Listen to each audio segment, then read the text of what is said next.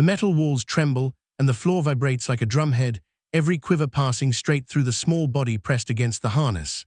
The air tastes of oil and cold metal, a blend of sharp chemical scents that sting the nostrils.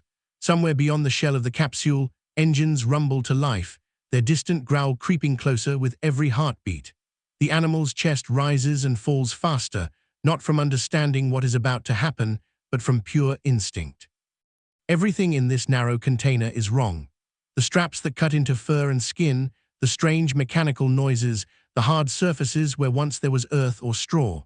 Somewhere far below, humans in uniforms and lab coats study dials and charts, watching pressure gauges, fuel lines, and telemetry systems. They talk among themselves, trading reassurances, comparing checklists. They do not hear the whimper in the capsule or see the way the animal pulls against the straps, searching for the familiar touch of ground that is already gone. The countdown begins in measured human voices that the animal cannot comprehend. 10 seconds until ignition, until a column of fire and noise will hurl this fragile life toward the edge of the sky. The people in control rooms and at launch pads know the risks to machinery and reputation in exact engineering terms. They also know, though not all will admit it openly, that the beating heart strapped inside the capsule is a kind of shield. If this mission ends in flames, if the rocket shatters in midair or falls back in pieces, it will not be a human body that is lost. The first living passengers are chosen for their disposability, their supposed replaceability, their lack of political importance. In the logic of the space race, that single difference means everything. Sacrificing an animal is acceptable. Losing a cosmonaut or astronaut in a dramatic, televised fireball would be a national humiliation. To understand why animals were sent first, it is necessary to go back to the way the 20th century imagined progress and competition. Space exploration emerged not as a peaceful scientific endeavor, but as a direct offshoot of missile technology and global rivalry. Two superpowers, the United States and the Soviet Union, were locked in a contest where each symbolic victory mattered. The launch of the first artificial satellite, the first object to orbit the Earth, and the first living being to circle the planet were judged not only as scientific achievements, but as proof of ideological superiority. Within that atmosphere of urgency, the question of whether it was fair or humane to send animals into lethal conditions was rarely placed at the center of discussion.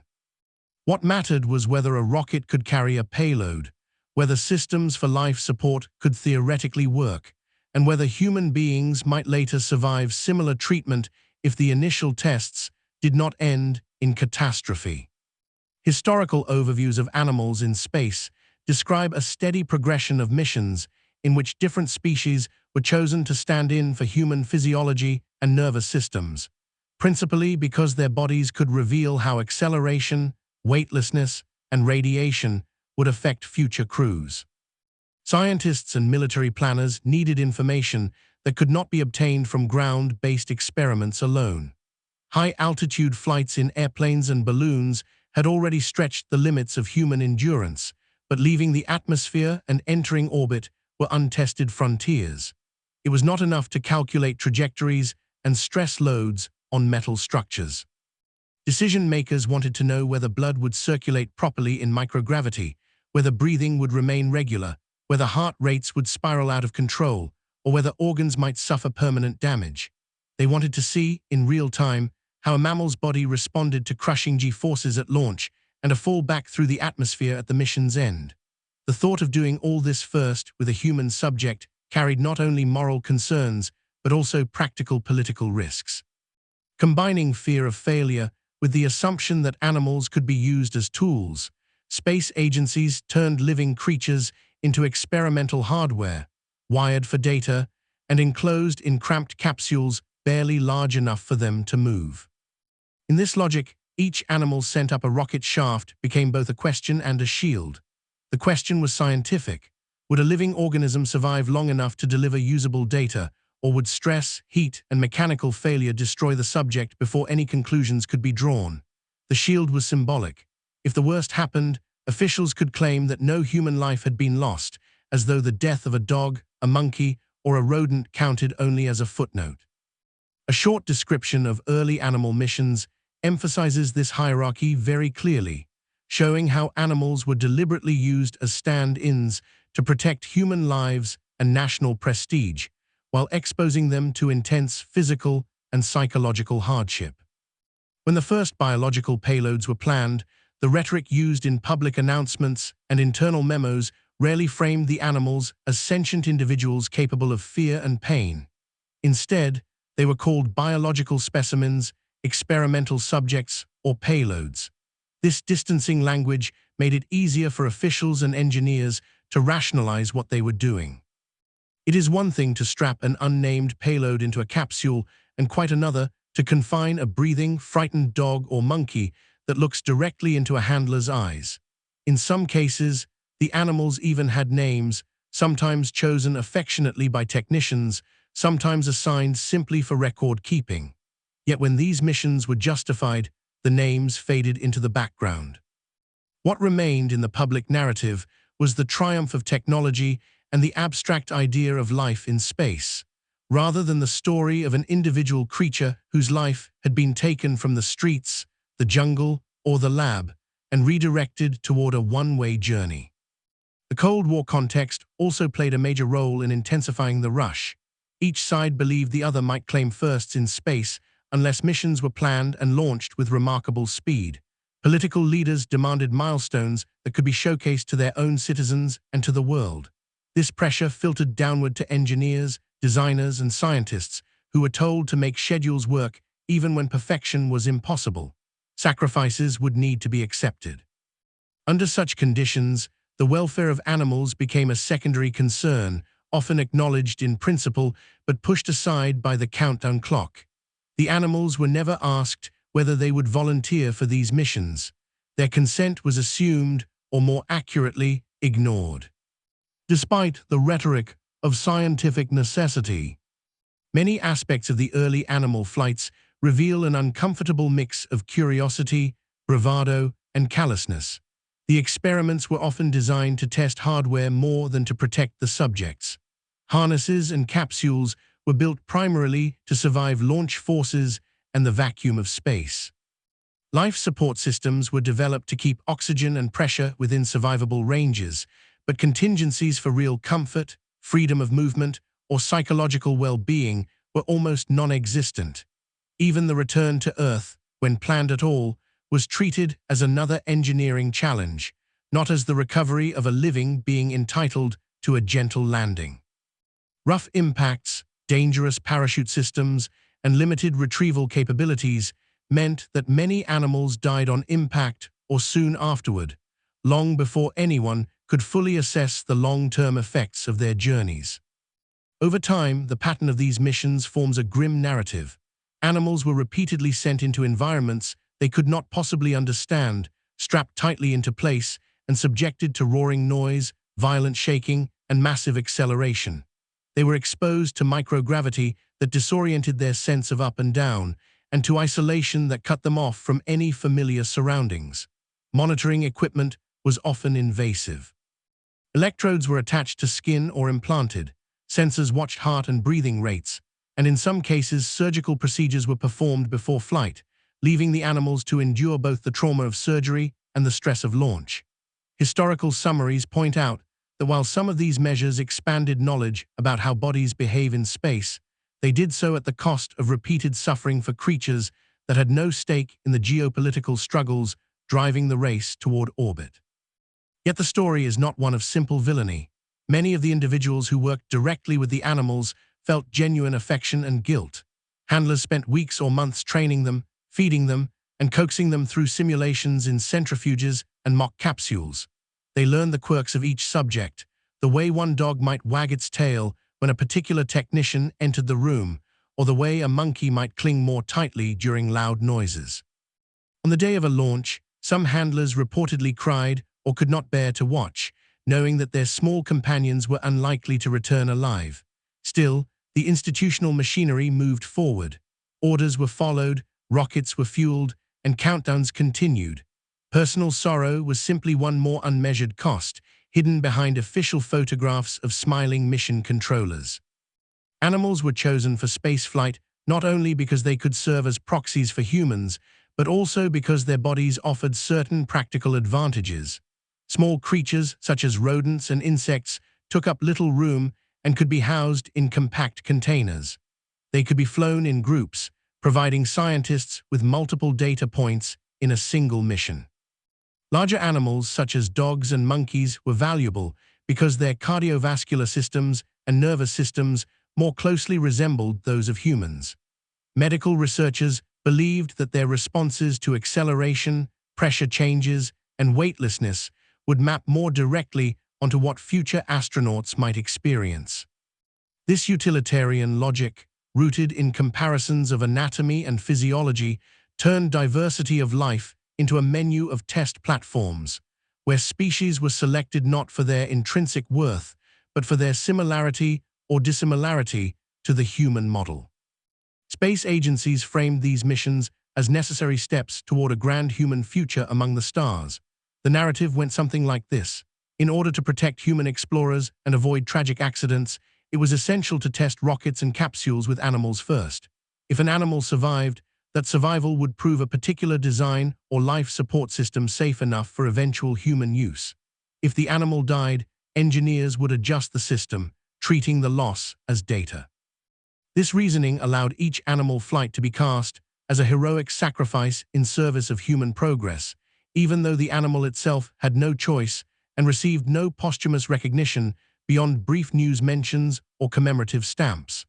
Discussions of early missions frequently state that these animal experiments paved the way for human achievements in space, underscoring how vital they were to the successes that followed. But from an ethical standpoint, this framing demands closer scrutiny. Calling a forced, lethal experiment a sacrifice implies some form of agency, as though the animal had willingly offered its life. In reality, the animals were taken from their habitats, from city streets, or from laboratory colonies. They were selected based on size, health, and temperament, then subjected to intensive training and confinement. Many endured rough handling, repetitive tests in centrifuges that simulated launch forces, and extended periods in dark, noisy capsules inside test facilities. Only a small number of these experiences were ever recorded in detail, but the pattern that emerges from surviving accounts is one of relentless control and stress. Even when the animals were treated kindly by individual staff members, the larger system saw them as consumable resources, not as beings with their own intrinsic value. The first chapter of this story, then, is not simply about rockets and records. It is about the decision to use animals as buffers between humans and the unknown conditions of space. It is about how fear of failure, desire for prestige, and a particular vision of scientific progress combined to justify experiments that inflicted intense suffering on creatures with no say in their fate.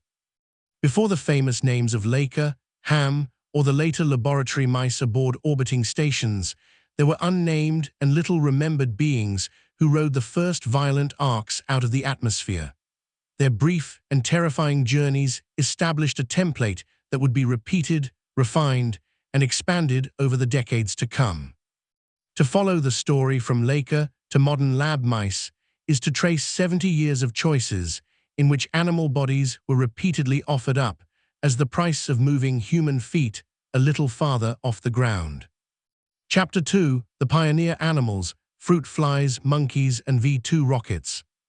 The earliest chapter of animal suffering in space does not begin with a dog in orbit or a chimpanzee in a sleek capsule. It begins with a small swarm of fruit flies launched on a captured V2 rocket in the late 1940s. These insects, tiny and anonymous, were the first animals intentionally sent into the edge of space by human hands. According to historical records, in February 1947, a modified German V2 rocket lifted off from the White Sands Proving Ground in the United States, carrying a container of fruit flies as its biological cargo. The rocket soared to an altitude well beyond that reachable by airplanes or balloons at the time, entering a region where cosmic radiation and near-vacuum conditions could be tested. After the flight, the capsule was recovered and the fruit flies were examined to see how the high-energy radiation had affected them. Accounts note that the insects survived, and the data they provided became part of a growing body of knowledge about radiation in near space and its potential effects on living organisms. These fruit flies were chosen for specific reasons. They reproduce quickly, their genetics were already well studied by biologists, and their small size made them ideal for cramped payloads. Their survival, while encouraging to researchers, also sent a subtle message about the hierarchy of concern. Insects could be exposed to potential dangers without stirring public anxiety. They did not have expressive faces or familiar body language that might provoke empathy. By starting with fruit flies, the program could ease into animal experimentation in space while focusing on scientific questions about radiation, rather than confronting the emotional impact of sending a warm-blooded creature into a violent and possibly lethal environment. Yet even in this seemingly abstract experiment, the seeds of later ethical questions were present. If fruit flies could survive a brief trip to high altitude and back, what would happen when larger, more complex animals were subjected to much more demanding missions? The V-2 rockets themselves carried a dark legacy. Originally designed and built in Nazi Germany as weapons of war, they were responsible for thousands of deaths during World War II. After the conflict ended, both the United States and the Soviet Union captured V-2 hardware and enlisted German engineers to help them adapt the technology for research and missile development. In the United States, some of these rockets were converted into sounding rockets for high-altitude experiments. They offered a ready-made platform for sending instruments and living organisms into the upper atmosphere along steep ballistic trajectories. The use of V-2 rockets for early animal experiments thus linked the emerging field of space biology with the violent heritage of wartime rocketry. A tool created to deliver explosive warheads into cities now carried cages and containers filled with living creatures into an equally unforgiving environment. After the initial fruit fly missions, experimenters grew more ambitious. They wanted data from mammals whose physiological responses could be compared more directly with those of humans. This led to the series of flights involving monkeys, many of whom carried the name Albert in official records. These missions, conducted by the United States in the late 1940s and early 1950s, involved strapping rhesus monkeys or other primates into cramped capsules mounted atop modified V-2 or later rockets. The animals were often immobilized in special chairs or harnesses and fitted with sensors to monitor heart rate, respiration, and blood pressure. The stated aim was to learn how mammalian bodies would respond to the intense acceleration and sudden weightlessness of rocket flight, and whether they could survive both the ascent and the descent. The story of Albert I, often cited as the first monkey launched on a V-2 rocket, illustrates just how experimental and hazardous these early flights were. Albert I was placed in a capsule and launched in June 1948, but he did not reach the officially defined boundary of space. There are conflicting reports about whether he died of suffocation during the mission or from the impact when the rocket returned to Earth. What is clear is that he did not survive. Later missions with other monkeys, including Albert II, reached higher altitudes. One widely referenced account notes that Albert II, launched in June 1949, did reach space, but that he died when a parachute malfunction sent his capsule crashing back into the desert. These missions were brutal in their simplicity. The animals were strapped in, the rocket was launched, and whatever happened during the brief arc of flight was recorded if the instruments functioned correctly. Recovery systems were unreliable, and the capsules were not designed for comfort. Temperature control was minimal, and high G-forces at launch pressed the monkeys harshly against their restraints. Accounts emphasize that many of these early flights ended in failure, with metal fragments scattered across the landscape and the animals killed either by impact or asphyxiation. Even when the flights were technically successful from an engineering standpoint, the monkeys' experiences were filled with restraint, noise, and crushing acceleration. Yet in mission reports, the suffering of the animals merited only a few lines, usually describing their deaths in clinical terms. As the series of Albert missions continued, small improvements were made to life support systems and instrumentation, but the basic pattern remained. Monkeys were treated as living test loads. They were chosen in part because their bodies responded to stress in ways that could be compared with human responses. Their hearts raced, their breathing patterns changed, and their brains and spinal cords endured the same kinds of forces a potential human passenger would face. Scientists examined these data, adjusting their expectations about what humans might survive. Some monkeys lived through the flights, at least long enough for instruments to record what happened during ascent and free fall. Others died in flight or on impact. Collectively, their experiences provided evidence that mammalian bodies could survive brief space-like conditions, but at a cost measured in broken bones, crushed organs, and silent capsules recovered from impact sites. The use of monkeys on V-2 rockets and other early launch vehicles also revealed tensions between scientific goals and the care of individual animals. On the one hand, there were researchers who saw themselves as pioneers, pushing the boundaries of knowledge and working with whatever tools were available. On the other hand, there were technicians and handlers who interacted directly with the animals, feeding them, cleaning their cages, and securing them into their restraining chairs before launch.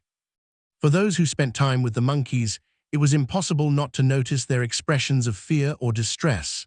Monkeys can vocalize, struggle, and try to escape when they are frightened. They can also look directly at the humans around them, creating a sense of connection that is difficult to ignore. Yet once the rocket engines ignited, any empathy felt by individuals on the ground had little power to alter the outcome. The animals were thousands of meters away and trapped inside machines whose courses were governed by physics and design choices made long before the countdown began. Outside the immediate circle of researchers and military personnel, the public knew very little about the details of these missions. News reports, when they appeared at all, tended to present them as technical feats with minimal reference to the fate of the animals. Some mentions phrased the flights as brave or pioneering, implying that the monkeys played a role similar to that of human test pilots, voluntarily risking their lives for the sake of progress. This framing, however, blurred the reality that the animals had no understanding of what was happening and no choice in their participation. Historical summaries of animals in space often list these early flights as milestones, marking the first monkeys to reach space, the first to survive a certain duration, or the first to return alive. Each of these milestones was built on layers of previous attempts in which animals died anonymously. The progression from insects to monkeys also raised questions about where to draw moral lines. If fruit flies were considered acceptable to risk because of their small size and short lifespans, did the same logic extend easily to mammals with complex nervous systems and social behaviors? Some scientists argued that the potential benefits to future human astronauts justified using animals as test subjects, especially if the experiments could be designed to minimize unnecessary pain. Others suggested that the line had already been crossed too casually, that living beings were being treated as expendable simply because they lacked a voice in human political debates. These arguments were rarely settled in formal ethical discussions during the early years. Instead, practice outpaced reflection. Rockets were launched, animals were loaded, and only later did the broader community begin to ask whether different choices could have been made. There is also a particular cruelty in the briefness of many of these early flights. The animals did not spend days or weeks adapting to life in space. Their exposure to microgravity might last only a few minutes at the top of the trajectory before they fell back toward Earth. During that time, they were strapped tightly in place, with no possibility of floating freely or exploring their environment. What they experienced most intensely were the violent forces of launch and re-entry, not the wonder of low gravity or cosmic vistas. Their senses were likely overwhelmed by engine noise, sudden shifts in pressure, and the confines of their harnesses. For those that died upon impact, the terror of the ride ended abruptly, leaving behind only fragments of capsules and strips of twisted metal for investigators to examine. In tracing this era of pioneer animals, it becomes clear that each mission served twin purposes. From the perspective of engineers and military planners, these flights validated rocket designs and provided data on how different species coped with extreme conditions.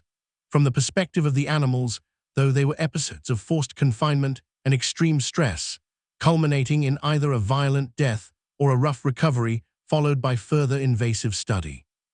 The narrative that emerges from historical records is one in which technology advanced rapidly while concern for non-human welfare tried to catch up, but never quite did. Fruit flies, monkeys, and other early passengers were all swept into the rising tide of the space race, their bodies converted into measuring devices, their lives into stepping stones. In the wake of these early flights, the path led toward more sophisticated experiments and more complex missions. As rocket technology improved and scientists became more confident in their ability to reach certain altitudes and return capsules safely, they began to plan for living payloads that would go beyond brief arcs. The idea of placing an animal into orbit, where it would circle the Earth again and again, moved from imagination to serious discussion. Engineers and biologists debated what kind of life support systems would be needed, how to feed and monitor a living creature over multiple hours or days, and whether it would be possible to recover such a capsule intact. At the same time, political leaders eyed the possibilities for propaganda. The first animal in orbit would not just be a test subject. It would be a symbol, proof that a particular nation had mastered not only the art of sending an object into space, but also of sustaining life there, even if only temporarily. Against this backdrop, the stories of the first dogs to fly high-altitude missions in the Soviet program and the even more famous story of Laika began to take shape. On both sides of the Cold War divide, the experiences of fruit flies and monkeys on V-2 rockets had set a precedent. Animals could and would be used to probe the edge of the atmosphere and beyond, regardless of the toll on their bodies. The data gathered from these missions, combined with evolving rocket designs, cleared the way for bolder undertakings. The next step would be to place a living creature into orbit itself, trapping it not only in a capsule, but in the invisible loop of Earth's gravitational well. The decision to move from suborbital tests to orbital missions marked a turning point in the history of animal suffering in space, and it is here that the story of Laika and the Soviet Canine Program takes center stage. Chapter 3: Laika and the Soviet Canine Program. In the autumn of 1957, a small dog who once wandered the streets of Moscow was taken from a kennel, examined by veterinarians, and placed into a chain of events that would make her a global symbol of both scientific triumph and ethical controversy.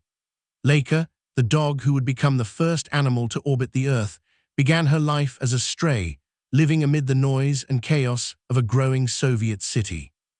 Her mixed-breed background and modest size made her unremarkable to most passers-by, but to Soviet space scientists, such animals were exactly what they wanted. Strays who survived on the streets had already proven their resilience to cold, hunger, and stress. They were thought to be tough, adaptable, and better suited to the harsh conditions inside an experimental spacecraft than pampered pets might be. By this time, the Soviet Union had already stunned the world by launching the first artificial satellite, Sputnik 1, in October 1957. This simple sphere, beeping its radio signals as it circled the Earth, marked a dramatic victory in the space race. Soviet leaders, eager to build on this success and overshadow their rivals in the United States, pushed for an even more impressive follow-up. The 40th anniversary of the Bolshevik Revolution was approaching in November, and party officials wanted a spectacular gift to showcase the power of their system. They demanded that engineers and scientists launch a second satellite carrying a live passenger in time for the anniversary celebrations. That passenger would be a dog, and the world would see that the Soviet Union could not only loft inanimate objects into orbit, but also sustain a living creature there, at least temporarily. The schedule set for this mission, later known as Sputnik 2, was brutally tight. Engineers had just weeks to design and build a new spacecraft that could carry life support equipment, sensors, and the dog herself. Unlike later missions, which would last only a few hours or include plans for safe return, this one was conceived from the outset as a one-way journey. The technology to bring a satellite safely down from orbit had not yet been developed in the Soviet program, and there was no serious attempt to design a re-entry system for the dog. Laika would be sent up with food and oxygen for several days, but there was no scenario in which she returned to the streets of Moscow. Some accounts suggest that scientists devised a plan to euthanize her painlessly after a few days by mixing poison into her food, but the broader reality was that her fate was sealed long before the launch. Before the final selection, several dogs were brought into the program and subjected to rigorous testing and training. They were placed in small cabins that mimicked the cramped interior of the spacecraft, sometimes kept there for extended periods to see how they would cope with confinement. They were sent into centrifuges that simulated the forces of launch, their bodies pressed into their harnesses while their hearts raced and their breathing quickened. Electrodes and sensors were attached to their skin to monitor vital signs. The dogs were also trained to remain calm while restrained, to cope with loud noises, and to eat a special high-nutrient gel that could be dispensed from containers inside the capsule. Technicians and handlers developed relationships with the animals during this training period, giving them names and paying attention to their habits. Laika, often described as gentle and even-tempered, eventually emerged as the chosen candidate. In public announcements, Soviet officials presented Laika as a brave pioneer, a canine cosmonaut who would blaze a trail for future human explorers. Photographs of her in a specially fitted harness inside a mock-up of the capsule circulated in newspapers and propaganda posters. The world saw an image of a calm dog peering out from a tiny window, framed by instruments and cables, her expression open and trusting. Many people, both inside and outside the Soviet Union, responded with admiration mixed with concern. They understood that space was a dangerous place, and that sending a living creature there carried risks. However, in the initial official narrative, the mission was framed as a necessary step, and importantly, it was implied that Laika would be kept alive in orbit for some days before being euthanized with minimal suffering. The reality turned out to be far harsher. Decades later, when more detailed accounts were made public, it became clear that Laika did not survive for several days in a stable environment. Instead, problems with the thermal control system and the design of the spacecraft caused the interior temperature to rise dangerously within hours of launch. According to reports released after the collapse of the Soviet Union, Laika likely died from overheating and stress only a few hours into the mission. Sensors recorded her increased heart rate and frantic attempts to move in the confined space as the temperature climbed. Eventually, her vital signs faded. For the remaining days that Sputnik 2 circled the globe, broadcasting signals to the ground, the capsule carried only her remains. From Laika's point of view, the transition from stray dog to spacefarer must have been bewildering and terrifying. She went from the shifting chaos of the city streets to the controlled environment of the lab, where she was fed regularly and handled by technicians who sometimes gave her affection.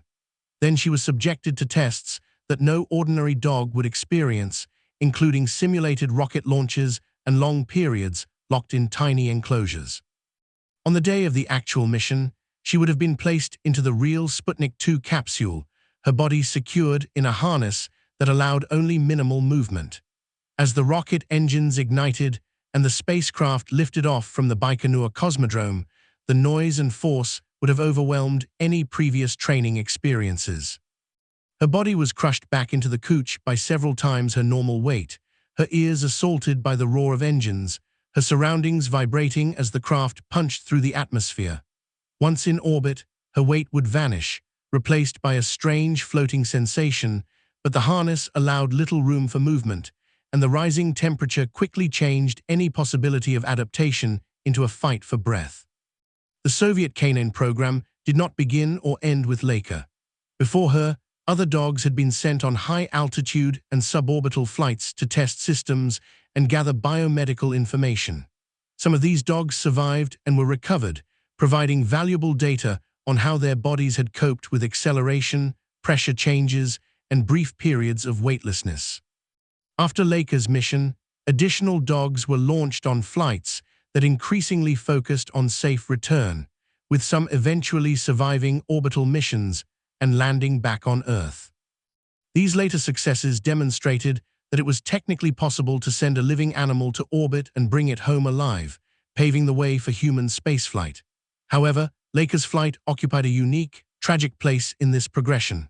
She was sent into an orbit from which there was no planned recovery, her death nearly guaranteed by design, and her suffering prolonged by technical problems that overheated her cramped compartment. Inside the Soviet Union, some of the scientists involved reportedly felt deep regret about the decision to send Laika on a one-way mission.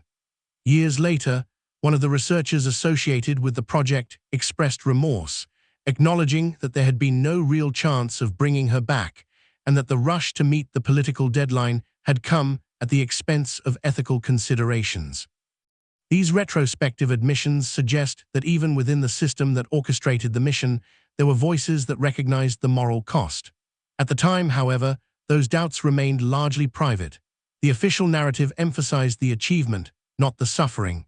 Laika's image was used to symbolize Soviet ingenuity and courage, appearing on postage stamps and in children's books, while the details of her death were obscured. Internationally, Laika's story provoked a range of reactions. Some people marveled at the technological feat, seeing it as a remarkable step forward in understanding life in space. Others, including animal welfare advocates, protested the mission, decrying the decision to send a dog on a journey from which she could not return. Letters of complaint were reportedly sent to Soviet embassies, and some animal protection organizations spoke out against the experiment. For many people, the idea of a helpless dog dying alone in a hot metal container high above the Earth crystallized their unease about using animals in such extreme experiments. Laika's calm, expressive face in official photographs made it difficult to view her as simply a payload or a piece of equipment. She looked like a pet, a companion animal, and that prompted viewers to imagine her fear and confusion.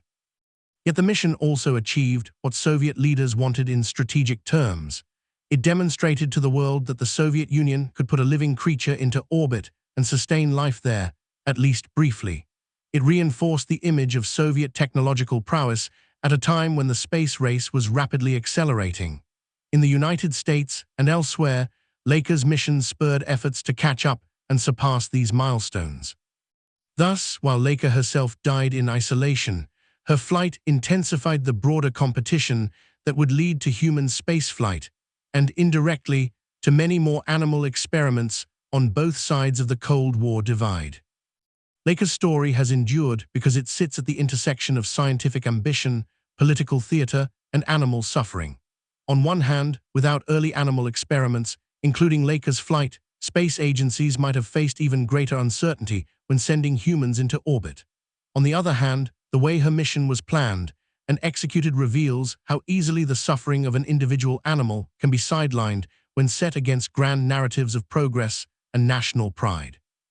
The claim that her sacrifice was necessary becomes harder to defend when one considers that the mission was advanced in part to meet a symbolic anniversary deadline, and that designs for safe return were not seriously pursued.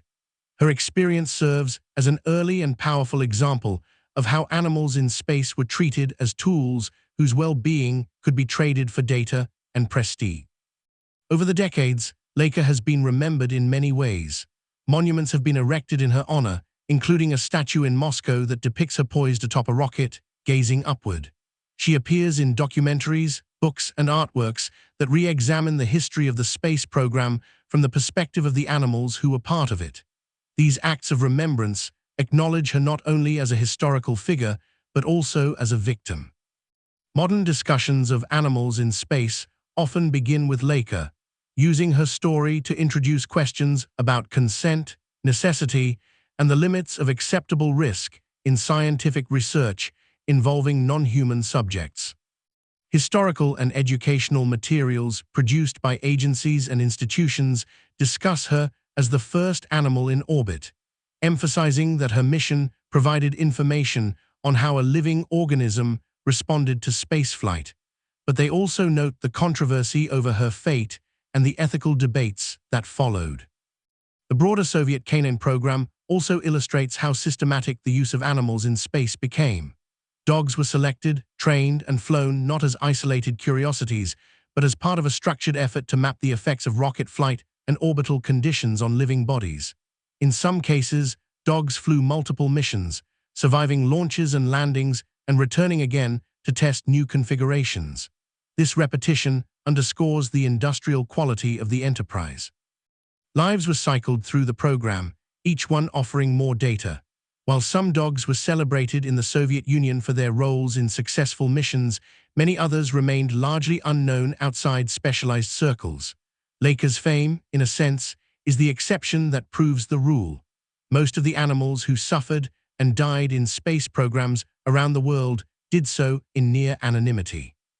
Laika's orbiting grave also left a physical trace. Sputnik 2 remained in orbit for several months before atmospheric drag eventually pulled it back toward Earth, where it burned up during re-entry. There was no burial, no preserved body. Her remains were consumed in the upper atmosphere, leaving behind only telemetry records, photographs taken before launch, and the memories of those who handled her. In telling her story now, decades later, it is possible to see both how far space technology has advanced and how slowly ethical thinking has sometimes moved in comparison. The progression from Laika to later animal missions should not be read only as a sequence of technical achievements, but also as a record of persistent willingness to place non-human lives at risk for human goals. As the narrative moves forward from Laika's flight, the scale and variety of animal use in space will expand dramatically. Dogs will be joined and then overshadowed by primates in sophisticated capsules, and later by countless rodents and other species sent to orbiting laboratories. Yet the core questions raised by her journey persist. Is it justifiable to expose animals to lethal risks in order to safeguard human explorers? How should the suffering of non-human creatures be weighed against potential scientific gains? When political pressures enter the equation, can ethical boundaries be maintained, or will they always bend to the demands of prestige and competition? Laika's brief life in orbit, spent in heat and isolation before a silent death, offers no direct answers, but it forces those questions to the surface where they can no longer be ignored. Chapter 4. Other species: fish, frogs, insects, and plants. The first time a small fish felt its body lifted by a rocket instead of a current, it did not know that its world had been replaced. The tank walls were smooth and close, the water barely deep enough for a few flicks of the tail. Pumps hummed softly, keeping oxygen levels within a narrow band that humans had calculated as adequate. When the engines ignited far below, the fish did not hear the roar the way a dog or a monkey might have.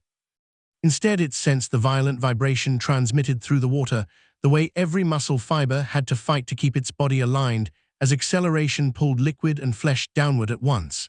In those moments of crushing force, the only familiar thing was the water itself, pressing back against scales and gills. Then, suddenly, the weight changed. The fish's body drifted, no longer resting firmly on the tank's bottom.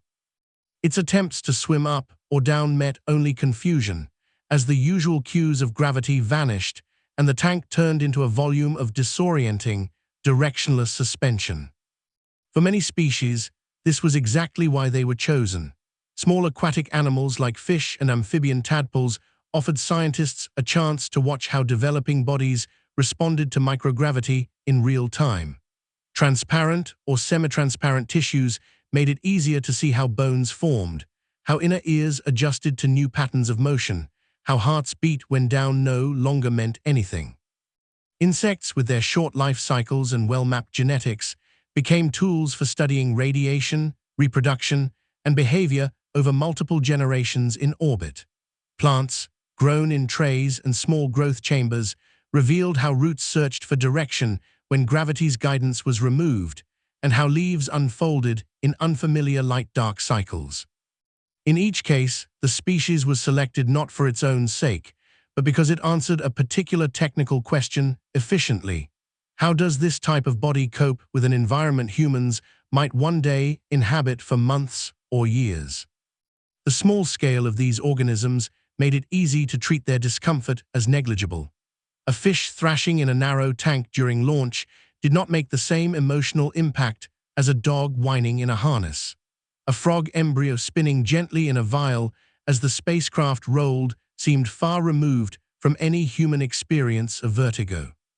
Insects drifting in containers or clinging to mesh surfaces lacked expressive faces, and plants could not vocalize distress when their leaves wilted in the dry air of a flawed growth chamber. Yet the physical realities they faced were harsh in their own way.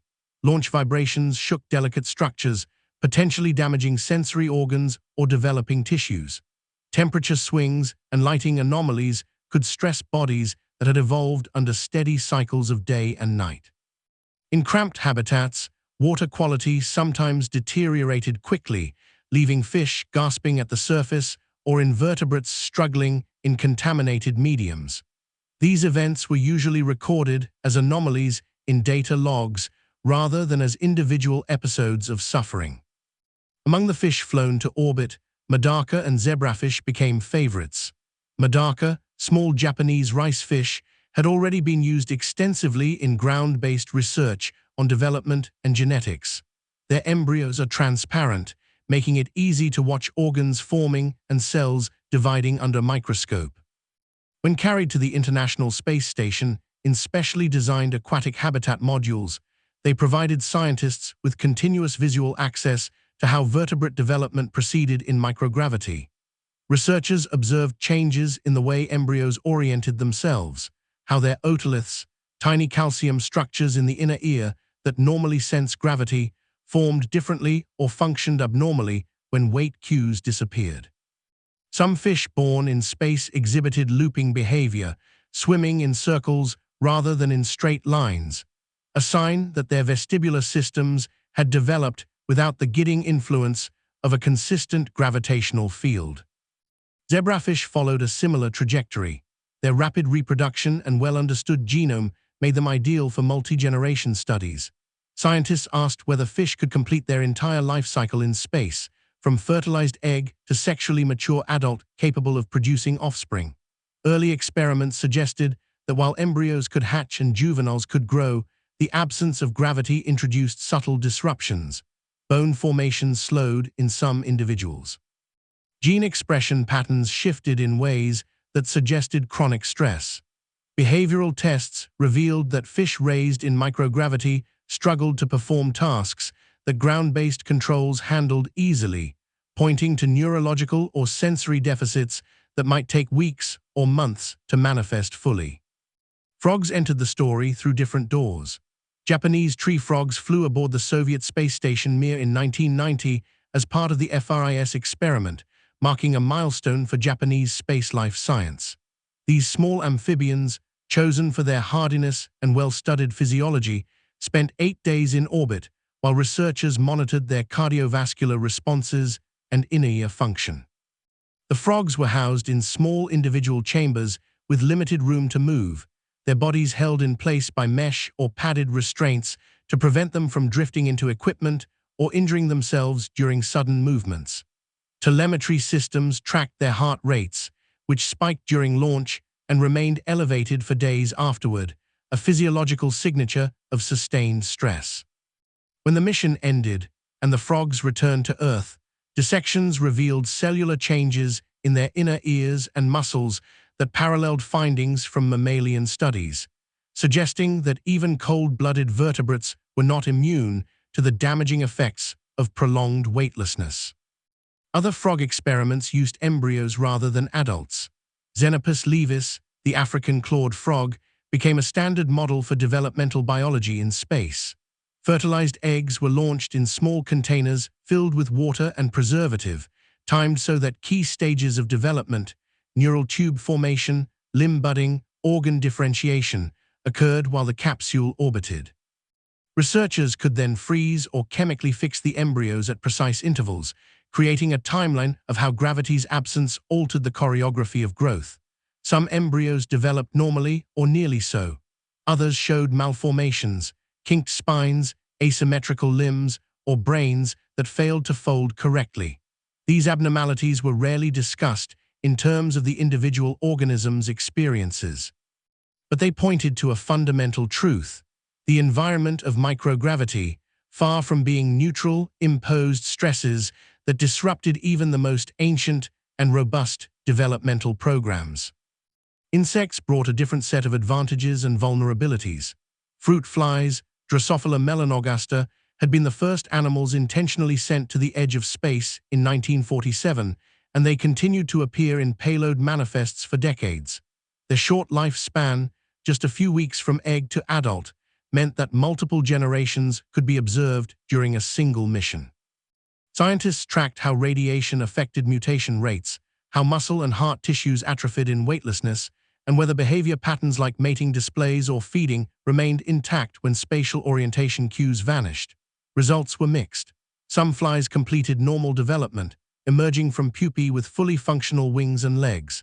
Others exhibited structural defects, malformed eyes, weakened exoskeletons, or uncoordinated movements that suggested neurological damage. Ants, bees, and other social insects offered insights into collective behavior under microgravity.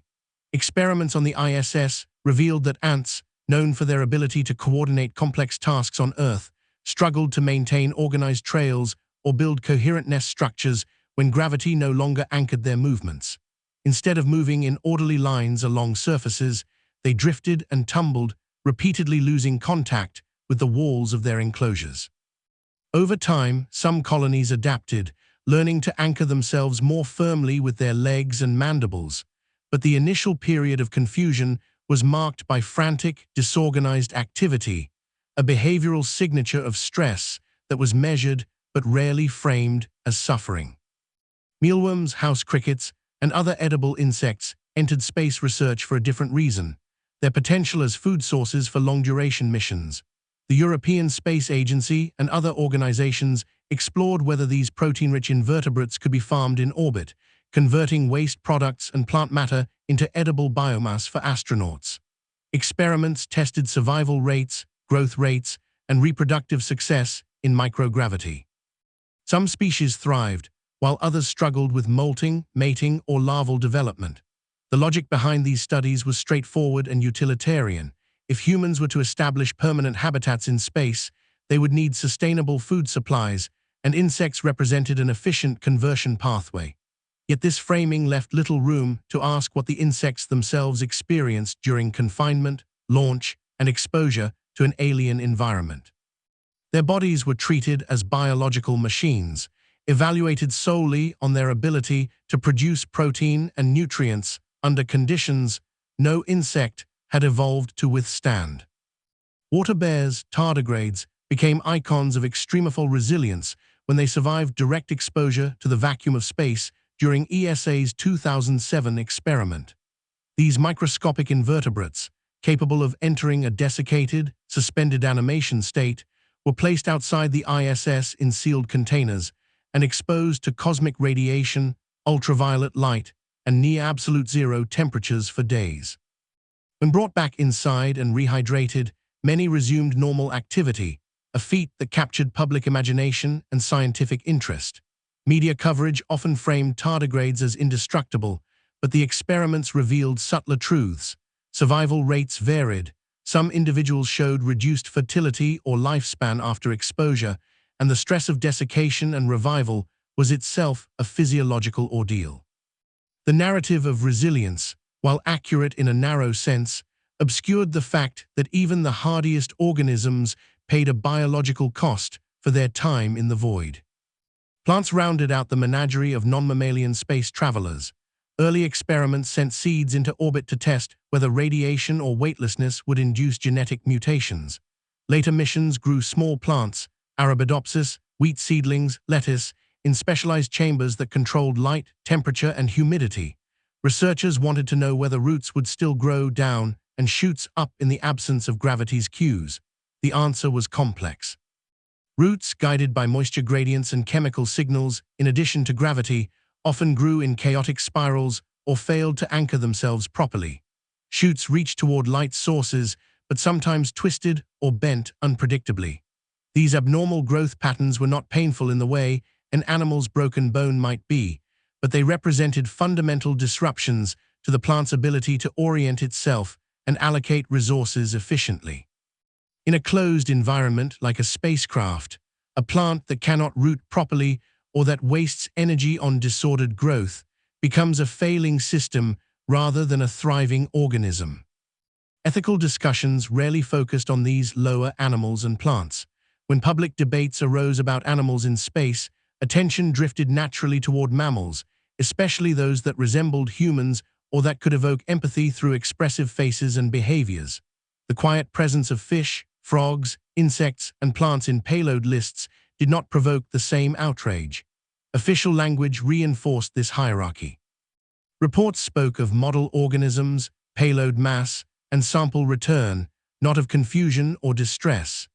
It was easy to say that a tadpole or a beetle felt only minimal discomfort during a short flight, especially when those flights yielded attractive graphs and microscopic images for scientific publications. Yet the ethical line between discomfort and cruelty is not defined solely by the complexity of the nervous system.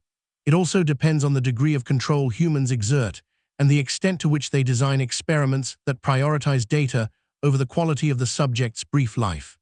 In tiny tanks and trays, these animals were just as trapped, just as unable to escape the conditions imposed on them as any dog strapped into a capsule. Their experiences of launch, confinement, environmental stress, and death were real, even if they lacked the vocabulary or physiology to express suffering in ways humans recognize easily. A fish gasping in oxygen-depleted water, a frog embryo developing a crooked spine because its cells received the wrong spatial cues, an insect unable to molt properly in an environment with no consistent up. These are forms of harm that happen on smaller scales and in bodies less familiar, but they are harm nonetheless. As space programs expanded, the use of these species became routine. Fish, frogs, insects, and plants flew regularly on resupply missions to the ISS, their presence noted in mission manifests but rarely highlighted in public announcements. They formed a kind of invisible infrastructure, a biological baseline against which human physiological changes could be measured, and a testing ground for life support systems that might someday be scaled up for larger organisms. The logic was always comparative. If a fish's bones thin in microgravity, what does that tell us about astronaut bone loss? If a plant's roots grow chaotically, how can we design better hydroponic systems for long-duration missions? The organisms themselves were means, not ends, a framing that made it easy to overlook the small violences built into every aspect of their journeys. In telling the broader story of animals in space, these species must not be relegated to footnotes. Their numbers were often larger than those of mammals sent to orbit, and their collective suffering, while different in character, was no less real. Each transparent fish embryo drifting in a vial, each insect tumbling through a habitat module, each plant struggling to orient its roots in the dark, represents a life co-opted for human purposes, subjected to conditions no evolutionary history prepared it for, and discarded when the data were collected. The blurry line between discomfort and cruelty becomes sharper when the aggregate is considered. Not one fish, but hundreds, not one generation of flies, but dozens bred and raised and sacrificed in succession. The scale and repetition turned individual episodes of stress into systemic patterns of instrumentalization, a quiet but pervasive cost hidden behind the headline achievements of human spaceflight. Chapter 5. International Space Station, Routine Animal Research in Orbit. In one corner of an orbiting laboratory, a sealed module hums softly, its interior hidden behind panels and small portholes. To the crew floating past, it is part of the station's furniture, another piece of hardware to check on a daily round of inspections. Inside, however, dozens of small bodies move in confined spaces. Mice grip mesh surfaces with their paws, their tails flicking as they adjust to a world where floor is any wall they can reach. They learn, over days and weeks, that a push against the cage's ceiling sends them drifting toward the opposite side, that food appears from fixed dispensers, that water comes in nodules or from gel packs instead of bowls.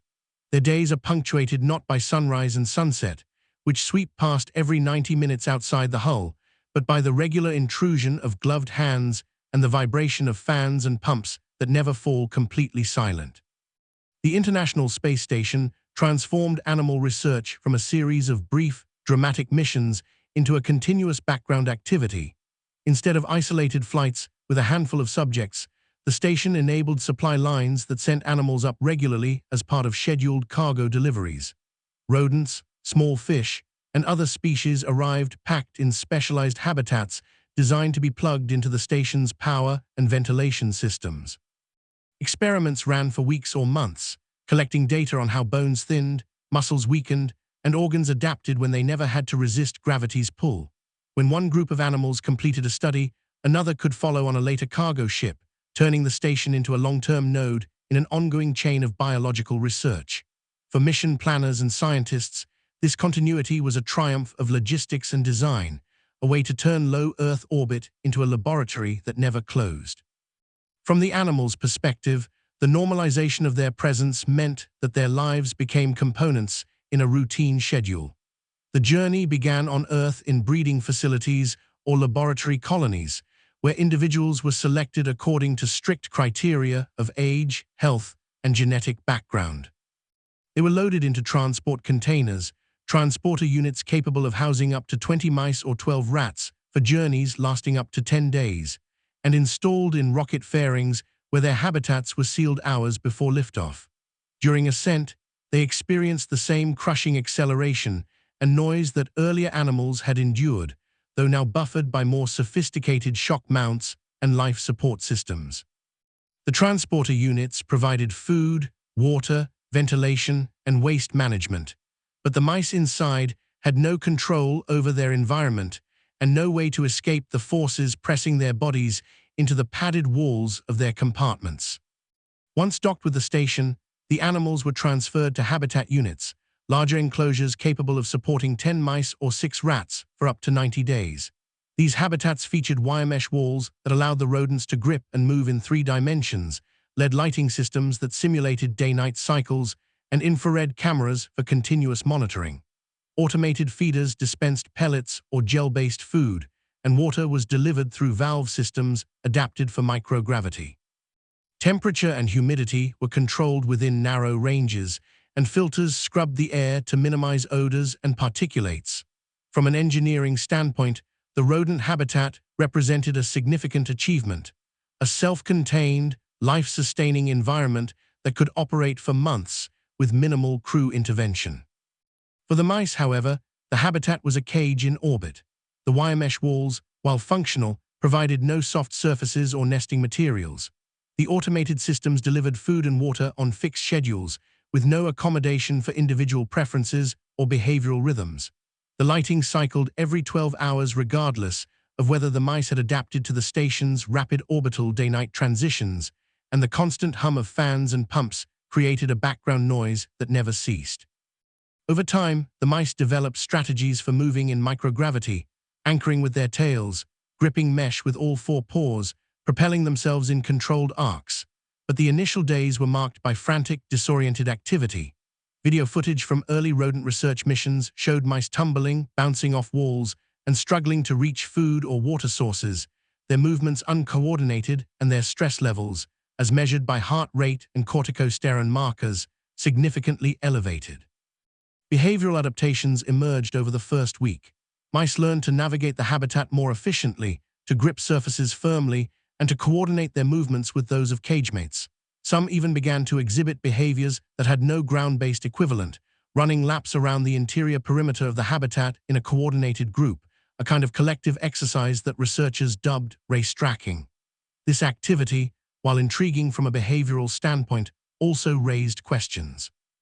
Was it a form of enrichment, a way for the mice to expend energy and maintain some sense of agency? Or was it a stereotypy, a repetitive behavior born of confinement and lack of meaningful environmental complexity? The data did not provide clear answers, but the fact that the behavior emerged consistently across multiple missions suggested it was more than random play. The scientific rationale for sending rodents to the ISS centered on their physiological similarity to humans. Mice and rats share much of our genetic architecture, and their organ systems respond to stressors, radiation, microgravity, isolation, in ways that can be extrapolated to predict human outcomes. Bone loss was a primary focus. In microgravity, bones no longer bear weight, and the mechanical signals that normally stimulate bone-building cells disappear. Over weeks and months, bones thin, calcium leaches into the bloodstream, and structural integrity declines. Rodent studies on the ISS confirmed that this process mirrored what astronauts experienced, with trabecular bone in the femur and spine showing measurable density loss within 30 days. Muscle atrophy followed a similar trajectory, with slow-twitch fibers degrading faster than fast-twitch ones. a pattern that helped researchers understand why astronauts returning from long missions struggled with balance and endurance.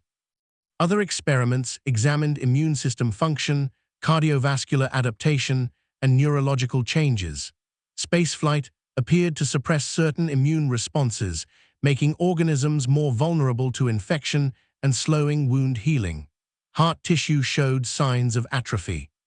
And the absence of gravity-driven blood circulation led to fluid redistribution that stressed the cardiovascular system in new ways.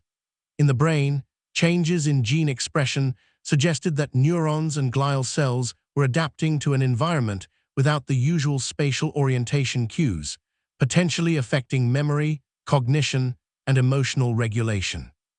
Each of these findings added pieces to the puzzle of how long-duration spaceflight affects living systems, but each also required that the rodents providing the data endure the very conditions being studied. The end of an animal's stay on the station was rarely framed in sentimental terms. Some experiments required that animals be euthanized in orbit, with their bodies processed and stored in freezers for later dissection on Earth. NASA developed protocols for on-orbit euthanasia, typically using carbon dioxide or cervical dislocation performed by trained crew members.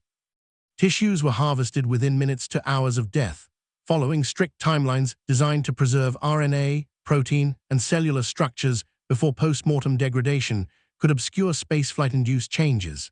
These procedures demanded precision and speed, turning astronauts into temporary laboratory technicians who sectioned organs, froze samples in liquid nitrogen analogs, and stowed biopsied tissues in specialized containers for the journey home. Other rodents returned to Earth alive, riding in the same Dragon capsules or Soyuz spacecraft that carried crew and cargo. Upon landing, they were transporting to nearby facilities where they were sacrificed within hours, sometimes within minutes, to capture the immediate post-flight state of their tissues before readaptation to gravity could begin. This urgency reflected a practical reality. Physiological changes induced by microgravity often reversed quickly once weight returned, and scientists needed to freeze those changes in time if they wanted to study them in detail. The result was a tightly choreographed sequence of landing, transport, euthanasia, and dissection, all optimized to extract maximum data from each animal's body. A smaller number of rodents were kept alive after return for follow-up studies, allowing researchers to track whether bone density could be restored, whether muscle mass rebounded, and whether neurological or immune deficits persisted. These animals spent additional weeks or months in ground-based facilities, subjected to periodic tests and imaging scans, before eventually being sacrificed for terminal tissue collection.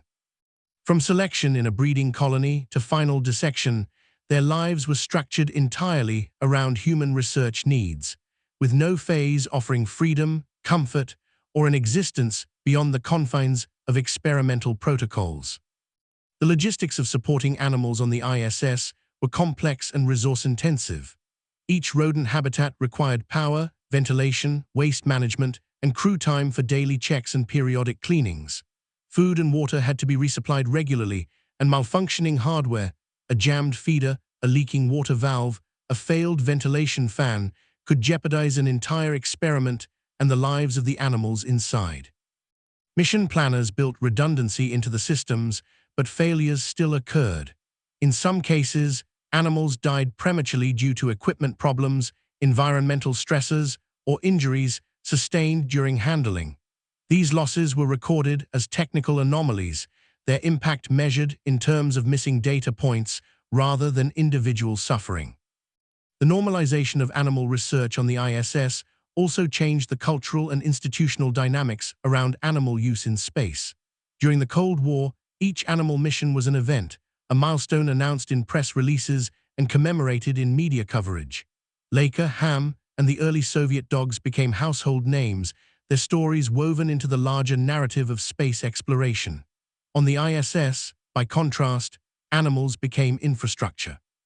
Rodent Research 1, Rodent Research 2, and subsequent missions followed predictable patterns, their progress tracked in scientific journals and technical reports, but rarely making headlines.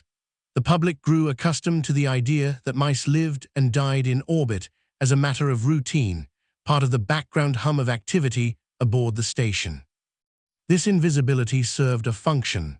It insulated the practice from ethical scrutiny and allowed research to continue without the disruptive questions that might arise if each mission were treated as a singular moral event. Yet the scale of this enterprise was significant. Over the course of a decade, hundreds of rodents flew to the ISS, each one representing a life compressed into the narrow purpose of generating data. Their collective experiences, the fear and confusion of launch, the disorientation of microgravity, the confinement in small habitats, the invasive procedures and final euthanasia, formed a continuous thread of suffering that was distributed across time and space, but no less real for being dispersed. The routine nature of their use made it easy to overlook this thread, to see each mission as just another step in a long-term research program, rather than as a series of individual lives conscripted, controlled, and consumed.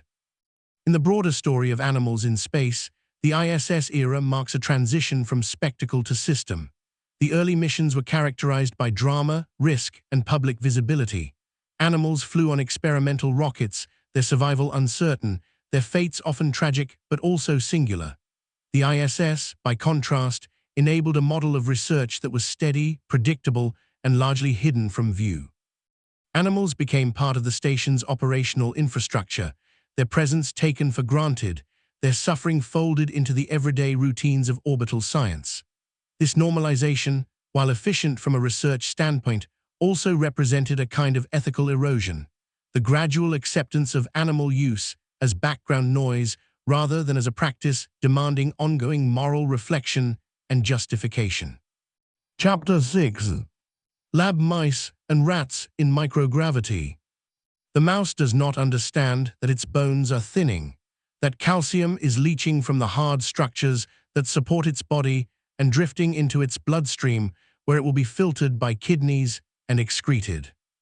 It does not know that the muscle fibers in its hind legs, no longer needed to resist gravity's constant pull, are breaking down faster than they can be rebuilt, or that its heart, pumping blood through vessels that no longer experience hydrostatic pressure gradients, is adapting in ways that will leave it weakened when weight returns. What the mouse knows is simpler and more immediate, that its body feels strange, that movements require different effort, that the surfaces it tries to grip sometimes slip away, and that the environment never stops humming, vibrating, and shifting in subtle ways that its nervous system registers as wrong. Rodent missions from the Space Shuttle era through the ISS decades have provided a continuous stream of data on how mammalian bodies respond to microgravity. Mice and rats became the workhorses of space biology, chosen because they breed quickly, their genetics are well mapped, and their physiology closely parallels human systems in ways that matter for predicting astronaut health. Early shuttle missions carried rodents in small, self-contained modules that fit into the payload bay or mid-deck lockers. These were short-duration flights, typically lasting 1 to 2 weeks, and the animals were housed in cramped enclosures with minimal ability to move or exhibit natural behaviors. Ventilation was passive or minimally powered, food was provided in compressed bars or gel packs, and water came from bottles or automated dispensers. The animals could not see outside their containers, could not interact with one another beyond physical contact through shared spaces, and had no control over temperature, lighting, or air quality. As hardware improved, habitats grew more sophisticated. The rodent habitat developed for the ISS incorporated wire mesh walls, LED lighting, infrared monitoring cameras, and automated feeding systems. These upgrades allowed longer missions, up to 90 days, and provided researchers with continuous video and telemetry data on animal behavior and health. The mesh walls were a significant refinement, giving mice and rats the ability to grip surfaces and move in 3 dimensions rather than tumbling helplessly in enclosed boxes. Behavioral studies showed that rodents quickly learned to navigate microgravity using their tails for balance and their paws for anchoring. and that they developed coordinated movement patterns that suggested cognitive adaptation to the new environment. Yet even with these improvements, the habitats remained fundamentally cages, confined spaces where animals lived under constant observation, with no privacy, no enrichment beyond the physical structure of the enclosure, and no escape from the experimental manipulations to which they were subjected. The types of experiments conducted on these rodents covered a broad spectrum of biomedical questions. Bone loss was a perennial focus. Researchers implanted telemetry devices before launch to monitor real-time changes in bone density, or they used post-flight imaging and dissection to measure trabecular and cortical bone structure in femurs, tibias, and vertebrae. Results consistently showed that microgravity induced rapid bone resorption, with trabecular bone declining at rates of 1 to 2% per week in weight-bearing sites. This rate far exceeded the gradual bone loss seen in agging or prolonged bed rest on Earth, making spaceflight a uniquely harsh environment for skeletal health. Osteoblasts, the cells responsible for building new bone, reduced their activity, while osteoclasts, which break down bone tissue, continued at normal or elevated rates.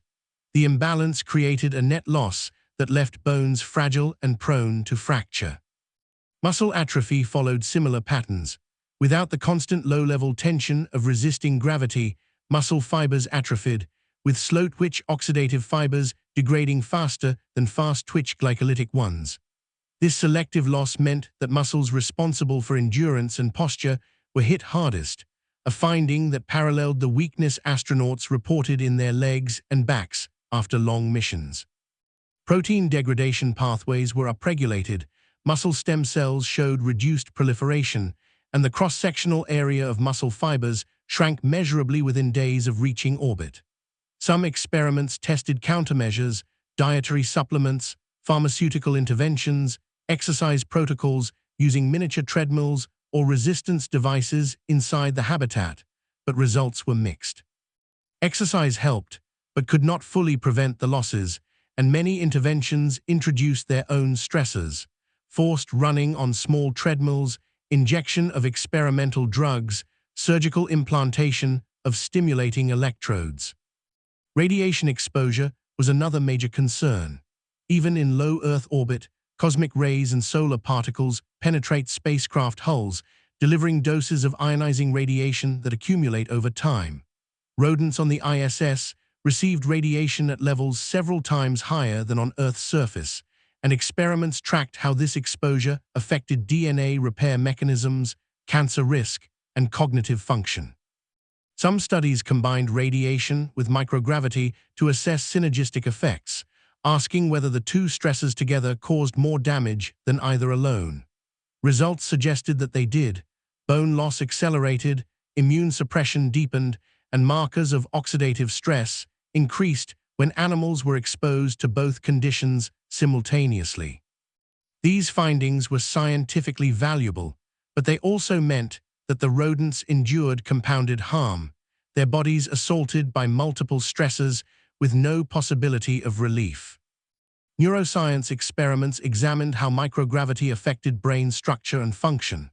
Researchers looked at changes in synaptic connectivity, neurotransmitter levels, and gene expression in regions of the brain responsible for spatial orientation, memory, and emotional regulation.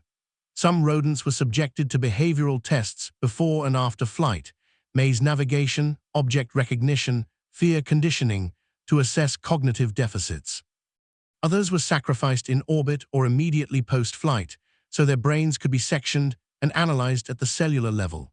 Findings indicated that spaceflight-induced neuroinflammation altered the balance of excitatory and inhibitory neurotransmitters and disrupted circadian rhythms even when lighting was controlled. These changes suggested that the brain, like bone and muscle, struggled to maintain normal function in an environment it had not evolved to handle. Suffering in these experiments manifested in multiple ways. Launch itself was a traumatic event. Several minutes of crushing acceleration, violent vibration, and noise levels that would be intolerable for any mammal. Heart rate monitors showed spikes during ascent, and cortisol measurements confirmed that stress hormone levels remained elevated for hours or days afterward. Once in orbit, the disorientation of microgravity added a new layer of stress. Rodents exhibited behaviors consistent with anxiety, excessive grooming, stereotyped movements, and altered sleep patterns. Some lost weight despite adequate food availability, a sign that chronic stress was increasing their metabolic demands. Others developed skin lesions from repeated contact with hard surfaces or from aggressive interactions with cagemates, crowding, and lack of enrichment, exacerbating normal dominance behaviors. Long-duration missions introduced cumulative harms. Rodents that spent 30, 60, or 90 days in orbit experienced progressive declines in bone density, muscle mass, and immune function. Their bodies adapted to microgravity in some ways. Cardiovascular systems adjusted fluid distribution, kidneys modified electrolyte handling, but these adaptations often came at a cost. Bones that had lost density were more prone to fracture. Muscles that had atrophied required weeks of rehabilitation on Earth to regain strength. Immune systems that had been suppressed in orbit made animals more vulnerable to infections both during flight and after return. The longer the mission, the deeper the deficits, and the harder the recovery, turning extended stays in microgravity into slow processes of physiological erosion. Invasive procedures added another dimension of suffering. Many rodents had telemetry devices surgically implanted before launch, requiring anesthesia, incisions, and postoperative recovery periods. These devices monitored heart rate, blood pressure, body temperature, and activity levels, transmitting data wirelessly to receivers inside the habitat. While valuable for real-time monitoring, the implants were foreign objects that the animals' bodies had to tolerate, and surgical wounds had to heal in the stressful environment of pre-launch preparation. Some rodents underwent additional surgeries in orbit, biopsies, catheter placements, tissue sampling, performed by astronauts in makeshift operating conditions with limited anesthesia options. Post-flight terminal dissections were conducted rapidly, often with minimal pain management, to preserve the integrity of tissues for analysis. Restraint systems and centrifuges introduced mechanical stressors. In some experiments, rodents were placed in small tubes or restraint chairs to prevent movement during specific tests, or they were subjected to centrifugation inside the habitat to simulate artificial gravity. Centrifuges spun animals at rates calculated to produce 1 g or higher at the periphery of the rotation, but the gravitational gradient meant that different parts of the body experienced different forces. A mouse's head might experience 0.8 g, while its hind legs felt 1.2 g, creating a disorienting and physiologically stressful environment that bore little resemblance to natural gravity. Studies confirmed that centrifugation induced its own forms of stress. Increased corticosterone, altered feeding behavior, and impaired vestibulomotor coordination, all of which complicated efforts to separate the effects of microgravity from the effects of the countermeasure itself. Language used to describe these experiments often minimized the experiences of the animals. Scientific papers referred to subjects, specimens, or biological payloads, terms that distanced researchers and readers from the reality of living, sentient creatures enduring prolonged confinement and invasive manipulations. Suffering was framed as stress responses or physiological alterations, neutral descriptors that obscured the subjective experiences of fear, pain, and discomfort. Euthanasia was called sacrifice or harvest, terms that suggested a voluntary offering rather than a forced death. This linguistic distancing served a function. It made it easier to justify the experiments by focusing on the scientific value of the data rather than the moral cost of obtaining it. Yet the numbers told a different story. Hundreds of rodents flew to orbit over the ISS era, and many more were used in ground-based controls and post-flight studies. Each represented a life reduced to a data stream, a body monitored, manipulated, and ultimately destroyed to answer questions about human spaceflight. The cumulative impact, thousands of days of confinement, thousands of hours of stress, hundreds of surgical procedures, and countless deaths, formed a hidden cost that ran parallel to the visible achievements of space science. This cost was rarely tallied in public discussions of space research, but it was real, measurable, and ethically significant. Chapter 7. Hidden Costs, Stress, Restraint, and Early Death. The restraint chair is small, barely larger than the body it is designed to hold. Padded straps encircle the torso, and a collar fits snugly around the neck, preventing the head from turning more than a few degrees. The arms are extended forward, held in place by cuffs that allow only minimal movement. The legs are similarly restrained, bent at the knees, and secured to prevent kicking or shifting. In this position, the primate can see only what is directly in front of it: a blank wall, a screen, or the faces of researchers moving in and out of view. It cannot reach its own body to scratch an itch or adjust its posture. It cannot look around to assess its surroundings or to see whether other animals are nearby. It can only sit, immobilized, while electrodes attached to its scalp or implanted in its brain record neural activity, or while catheters draw blood, or while mechanical devices test its reactions to stimuli it cannot control or escape. This is not a relic of early space research. Restraint chairs, restraint tubes, and other immobilization devices have been standard tools in animal experiments for decades, used both in ground-based facilities and in preparation for spaceflight. The rationale is straightforward. Many experiments require that the animal remain still so that measurements can be taken accurately or so that specific body parts can be accessed without interference. Movement introduces noise into the data, complicates surgical procedures, and risks injury to both the animal and the handlers. From a technical standpoint, restraint solves these problems efficiently. From the animal's perspective, however, it is an experience of helplessness and confinement that adds a layer of psychological stress on top of whatever physical manipulations the experiment involves. Stress, in the context of animal research, is often treated as a physiological variable to be measured and controlled rather than as a subjective experience of suffering. Heart rate increases, cortisol levels rise, immune markers shift.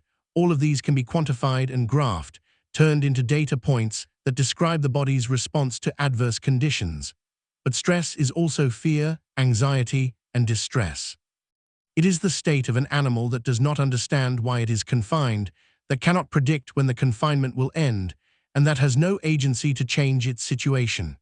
Chronic stress, sustained over days, weeks, or months, does more than alter hormone levels.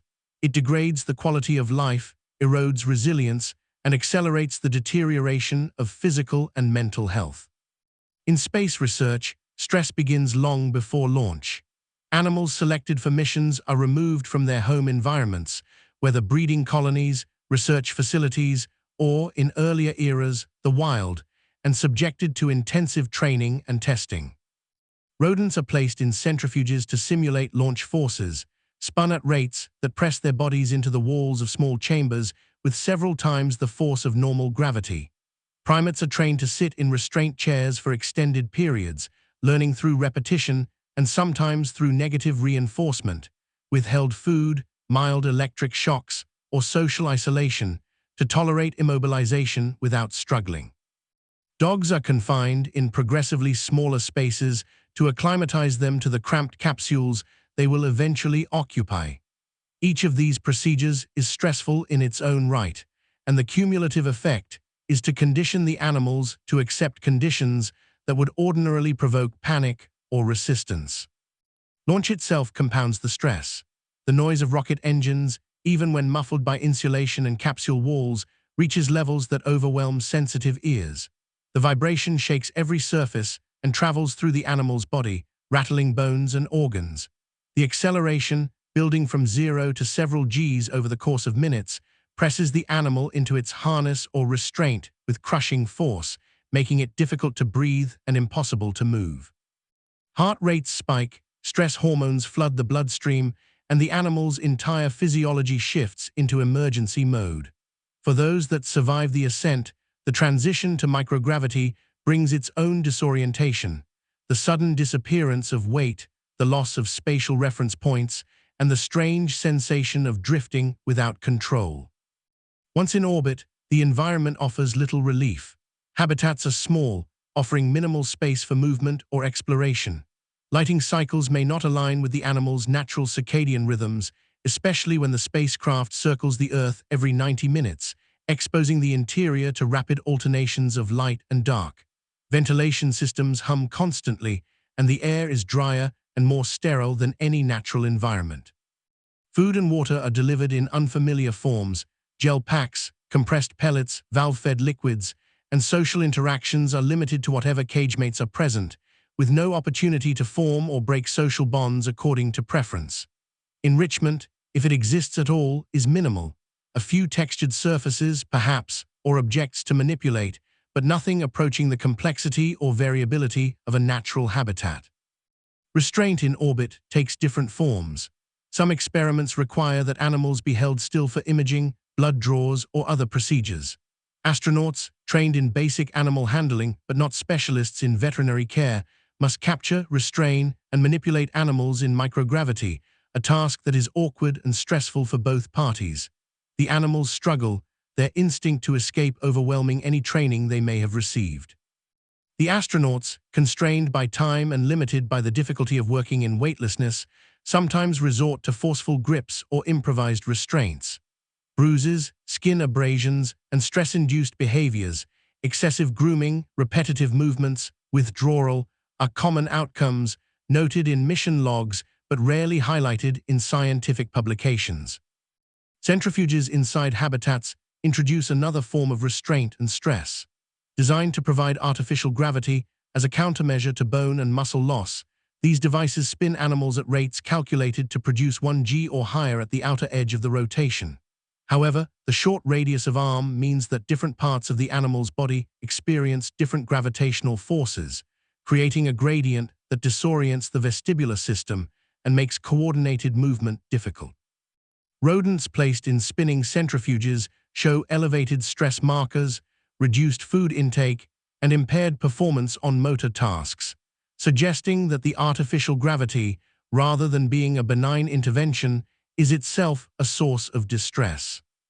Invasive procedures represent some of the most direct forms of harm.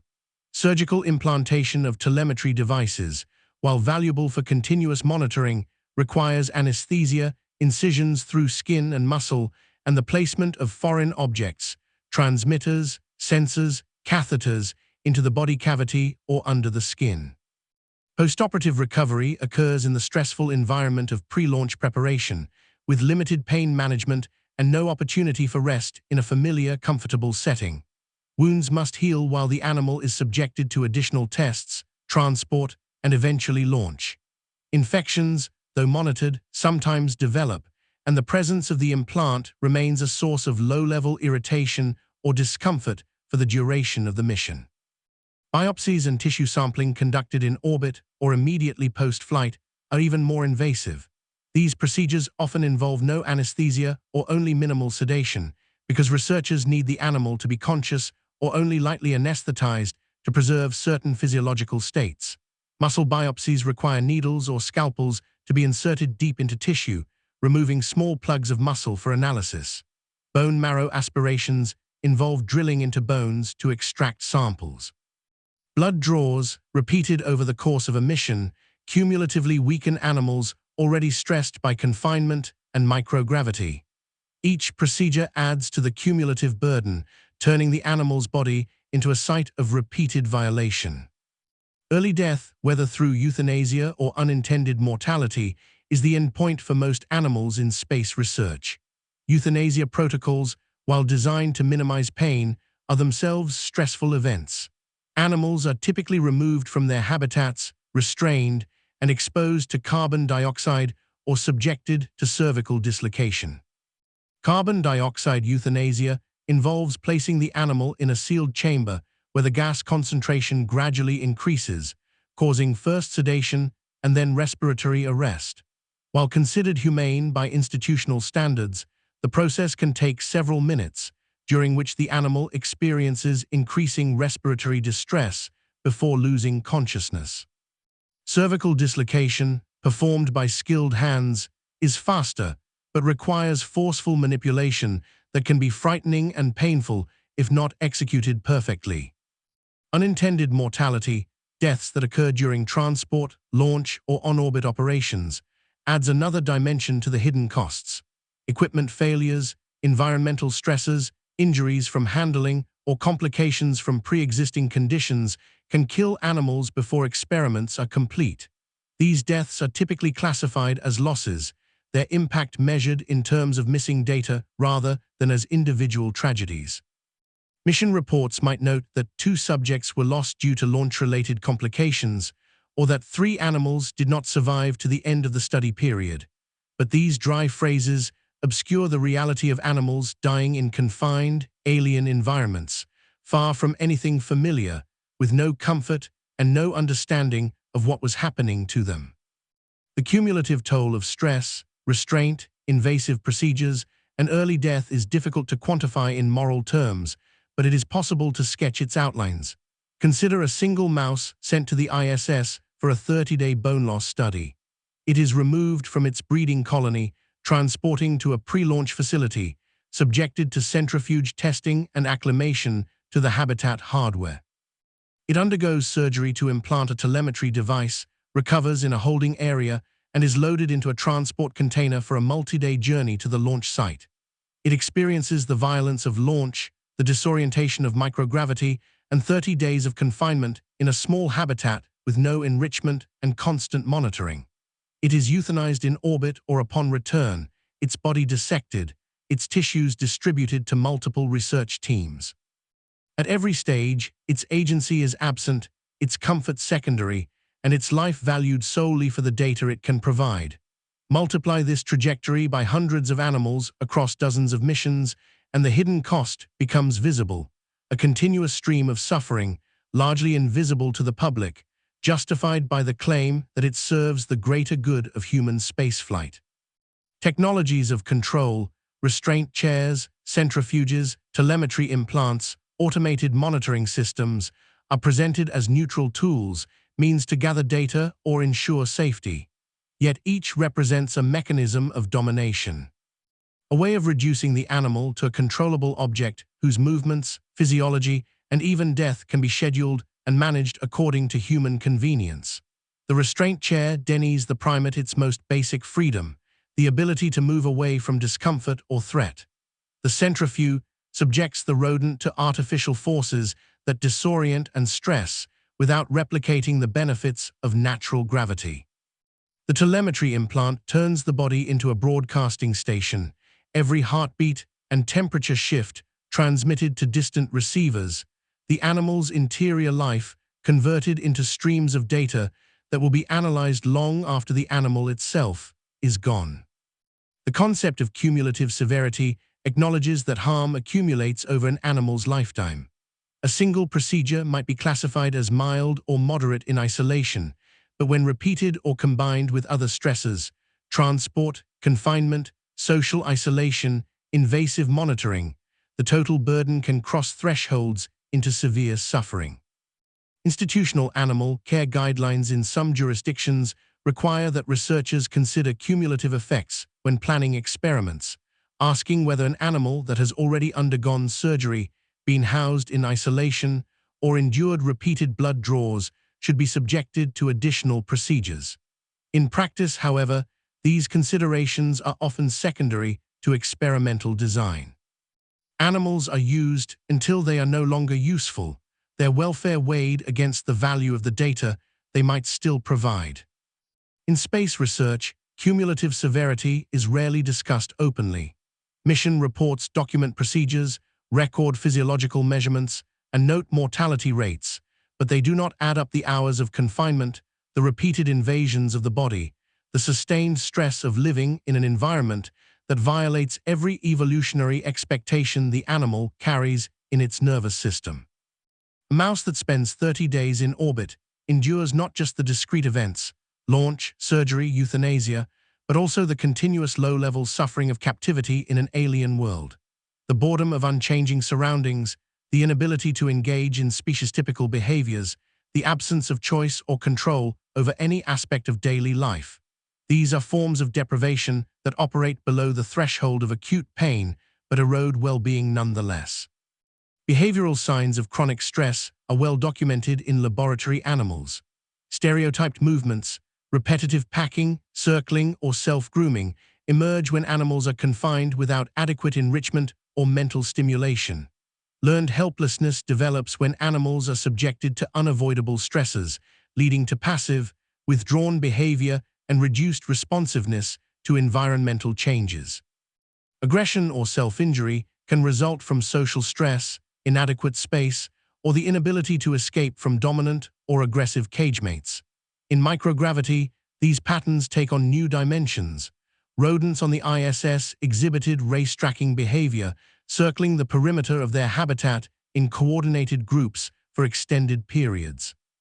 While some researchers interpreted this as exploratory or playful, others noted that it resembled stereotypies seen in terrestrial animals under chronic confinement, a behavioral output with no clear goal beyond the expenditure of energy in an environment that offers no meaningful outlets for natural behavior. Physiological markers of stress reinforce what behavior suggests. Elevated cortisol or corticosterone levels measured in blood, saliva, or fecal samples indicate activation of the hypothalamic pituitary adrenal axis, the body's primary stress response system. Immune suppression, manifested in reduced lymphocyte counts or impaired antibody responses, follows prolonged stress exposure. Cardiovascular changes, elevated resting heart rate, increased blood pressure, or arrhythmias signal that the body is operating in a state of heightened alert. Neurological changes, including altered neurotransmitter levels and structural modifications in brain regions associated with anxiety and fear, suggest that chronic stress leaves lasting marks on the nervous system. In spaceflight studies, all of these markers appear with regularity, often at levels significantly higher than those seen in ground-based controls, yet they are framed as experimental outcomes rather than as evidence of ongoing suffering. Early death, whether planned or unplanned, closes the loop on the hidden costs. For most animals in space research, death is not a distant possibility, but a scheduled endpoint. Protocols specify the moment of euthanasia, at mission end, upon return to Earth, or after a predetermined post-flight observation period. This timing is not chosen for the animal's benefit, but to maximize the scientific value of its tissues. Organs must be harvested fresh, cells preserved before they begin to adapt back to gravity, proteins and RNA extracted before degradation sets in. The animal's life is thus bracketed by the needs of the experiment, its final moments governed by a timeline designed to serve human knowledge rather than to grant it a gentle, comfortable passing. Unintended deaths, those that occur before the planned endpoint, complicate the narrative of control. Equipment failures, temperature fluctuations, dehydration from malfunctioning water systems, injuries during handling or from interactions with cagemates. These causes of premature mortality appear in mission reports as anomalies, deviations from protocol that reduce sample sizes and complicate statistical analyses. Yet each represents an individual animal that suffered and died under circumstances it could not escape or understand. The clinical language obscures the reality: a mouse dying of dehydration in a sealed habitat, a rat succumbing to infection because its immune system was suppressed by chronic stress, a fish asphyxiating in water that turned toxic when a filter failed. These are not abstract losses. They are deaths that occurred in isolation, in environments designed and operated by humans who chose to place those lives at risk. The hidden costs, then, are not merely statistical. They are embodied in the accumulated hours of fear, pain, and confusion that individual animals endure across the arc of their involvement in space research. They are present in the surgical scars that never fully heal, in the telemetry devices that remain foreign objects pressing against internal tissues, in the restraint marks left by straps and collars and tubes.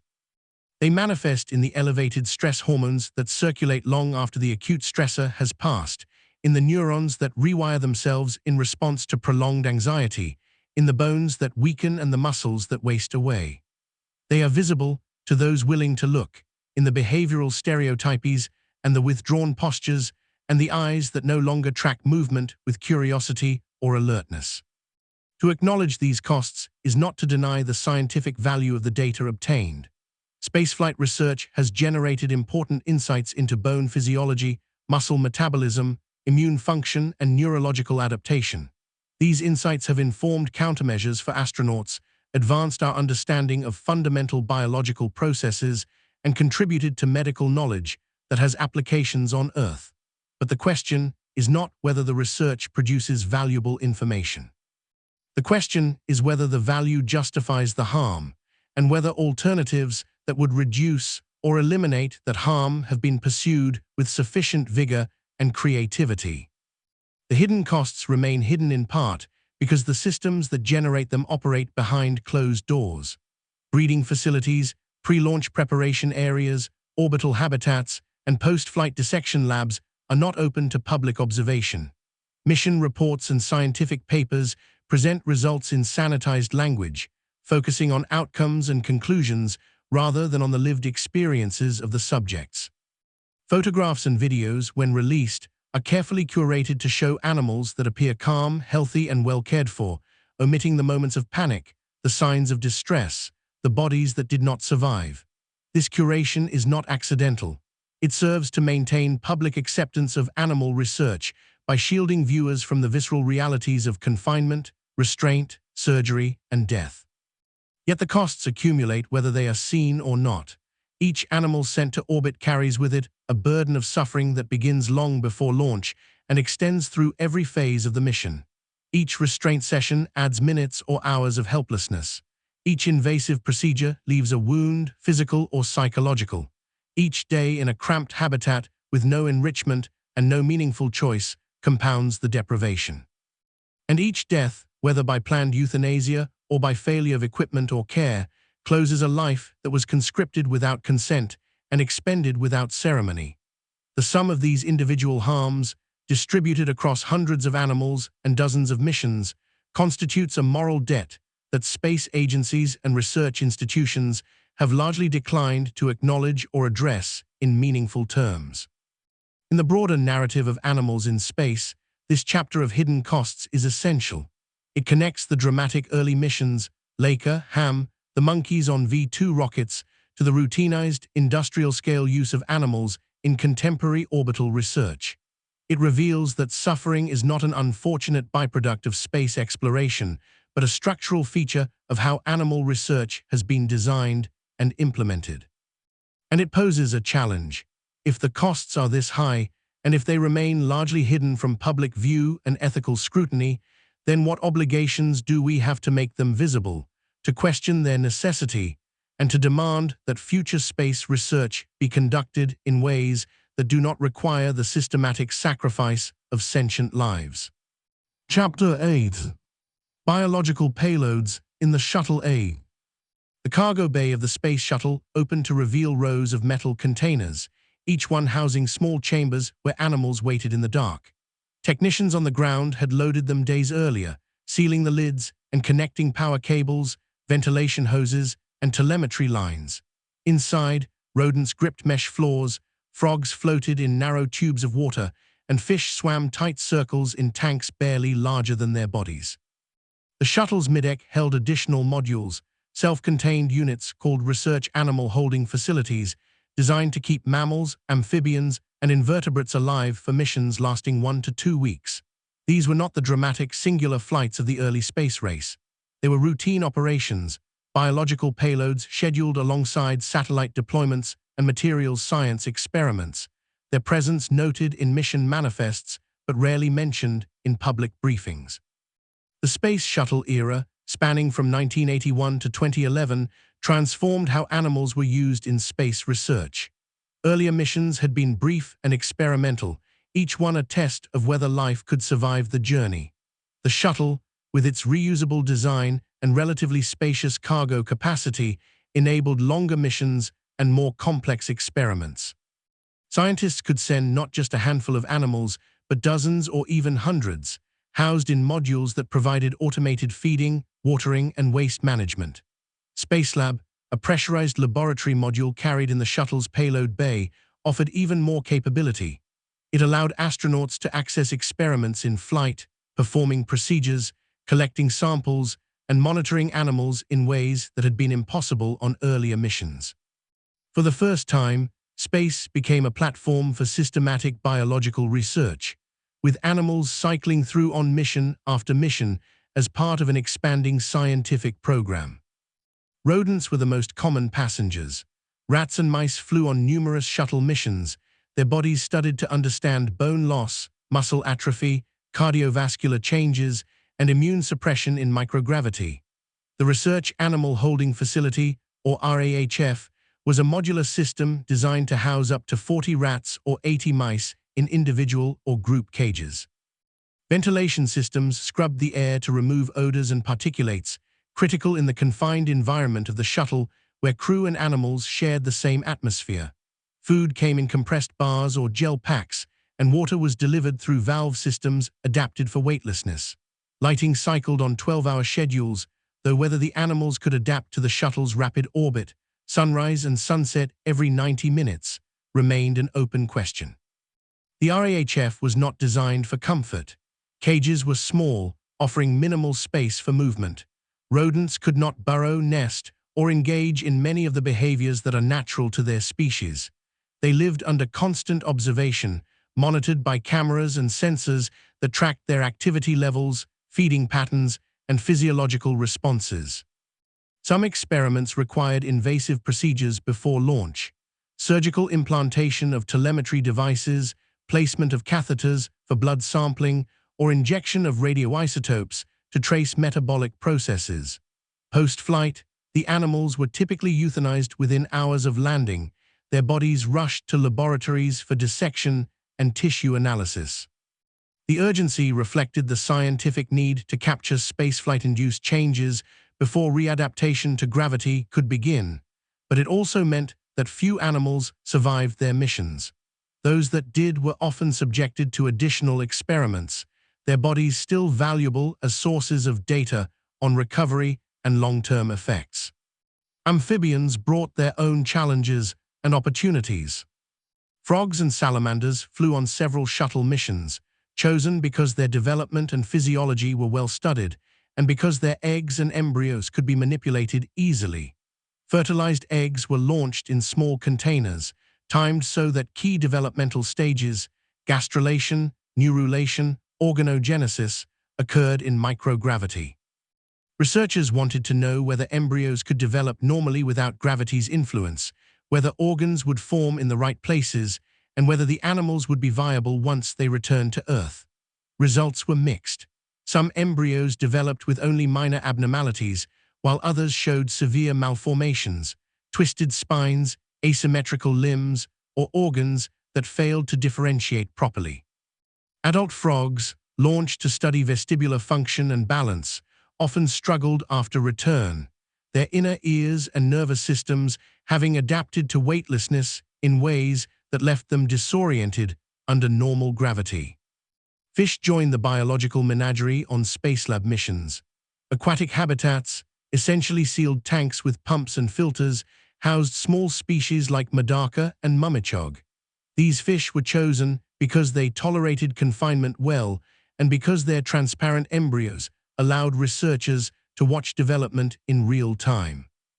Cameras and microscopes inside the habitats captured images and video, documenting how fish moved in microgravity, whether they could orient themselves without gravity's cues, and how their cardiovascular and nervous systems responded to prolonged weightlessness. The tanks were cramped, offering little room for swimming, and water quality was a constant concern. Filters could clog, oxygen levels could drop, and waste products could accumulate to toxic levels if systems failed. When problems occurred, there was often little that could be done. The fish had no way to signal distress beyond changes in behavior, erratic swimming, gasping at the water's surface, that was sometimes noticed by crew but just as often went unrecorded until post-flight analysis revealed mortality rates higher than planned. Invertebrates, insects, worms, crustaceans filled out the roster of shuttle biological payloads. Fruit flies flew in small vials, their short life cycles allowing multiple generations to be studied during a single mission. Experiments tracked mutation rates under space radiation, developmental abnormalities in microgravity, and behavioral changes in adults raised without gravity. Nematode worms, packed by the thousands into Petri dishes or sealed tubes, provided insights into cellular aging, muscle function, and stress responses. These organisms were treated as expendable in large numbers, their small size and rapid reproduction making them ideal for experiments that required statistical power. Yet their experiences, confinement in sealed containers, exposure to launch forces, and the disorientation of weightlessness, were real even if they lacked the neural complexity to process fear or pain in ways humans easily recognize. Spacelab missions, conducted between 1983 and 1998, marked the peak of shuttle-era biological research. These missions carried dedicated life science modules where astronauts could perform hands-on experiments, often involving live animals. Spacelab Life Sciences 1, SLS-1, flown in 1991, carried rats and jellyfish. The rats were subjected to a range of tests: cardiovascular monitoring, blood sampling, behavioral assessments. Some were euthanized in orbit, their bodies dissected by crew members who had been trained in basic surgery and tissue handling. Others returned alive, but were sacrificed shortly after landing. The jellyfish, included to study gravitational sensing and swimming behavior, floated in sealed containers, their transparent bodies allowing researchers to observe how their statocysts, gravity-sensing organs, functioned in microgravity. The mission generated valuable data on vestibular adaptation and developmental biology, but it also established a template for using the shuttle as a flying laboratory where animals could be manipulated, monitored, and terminated according to experimental protocols.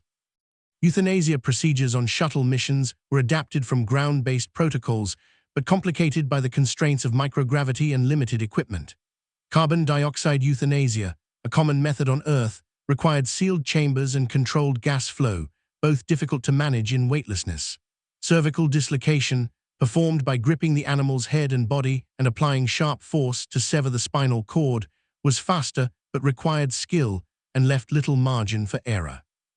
Crew members, trained in these procedures but not specialists in veterinary care, sometimes struggled with the mechanics of euthanasia in microgravity, where animals drifted and did not stay still when released.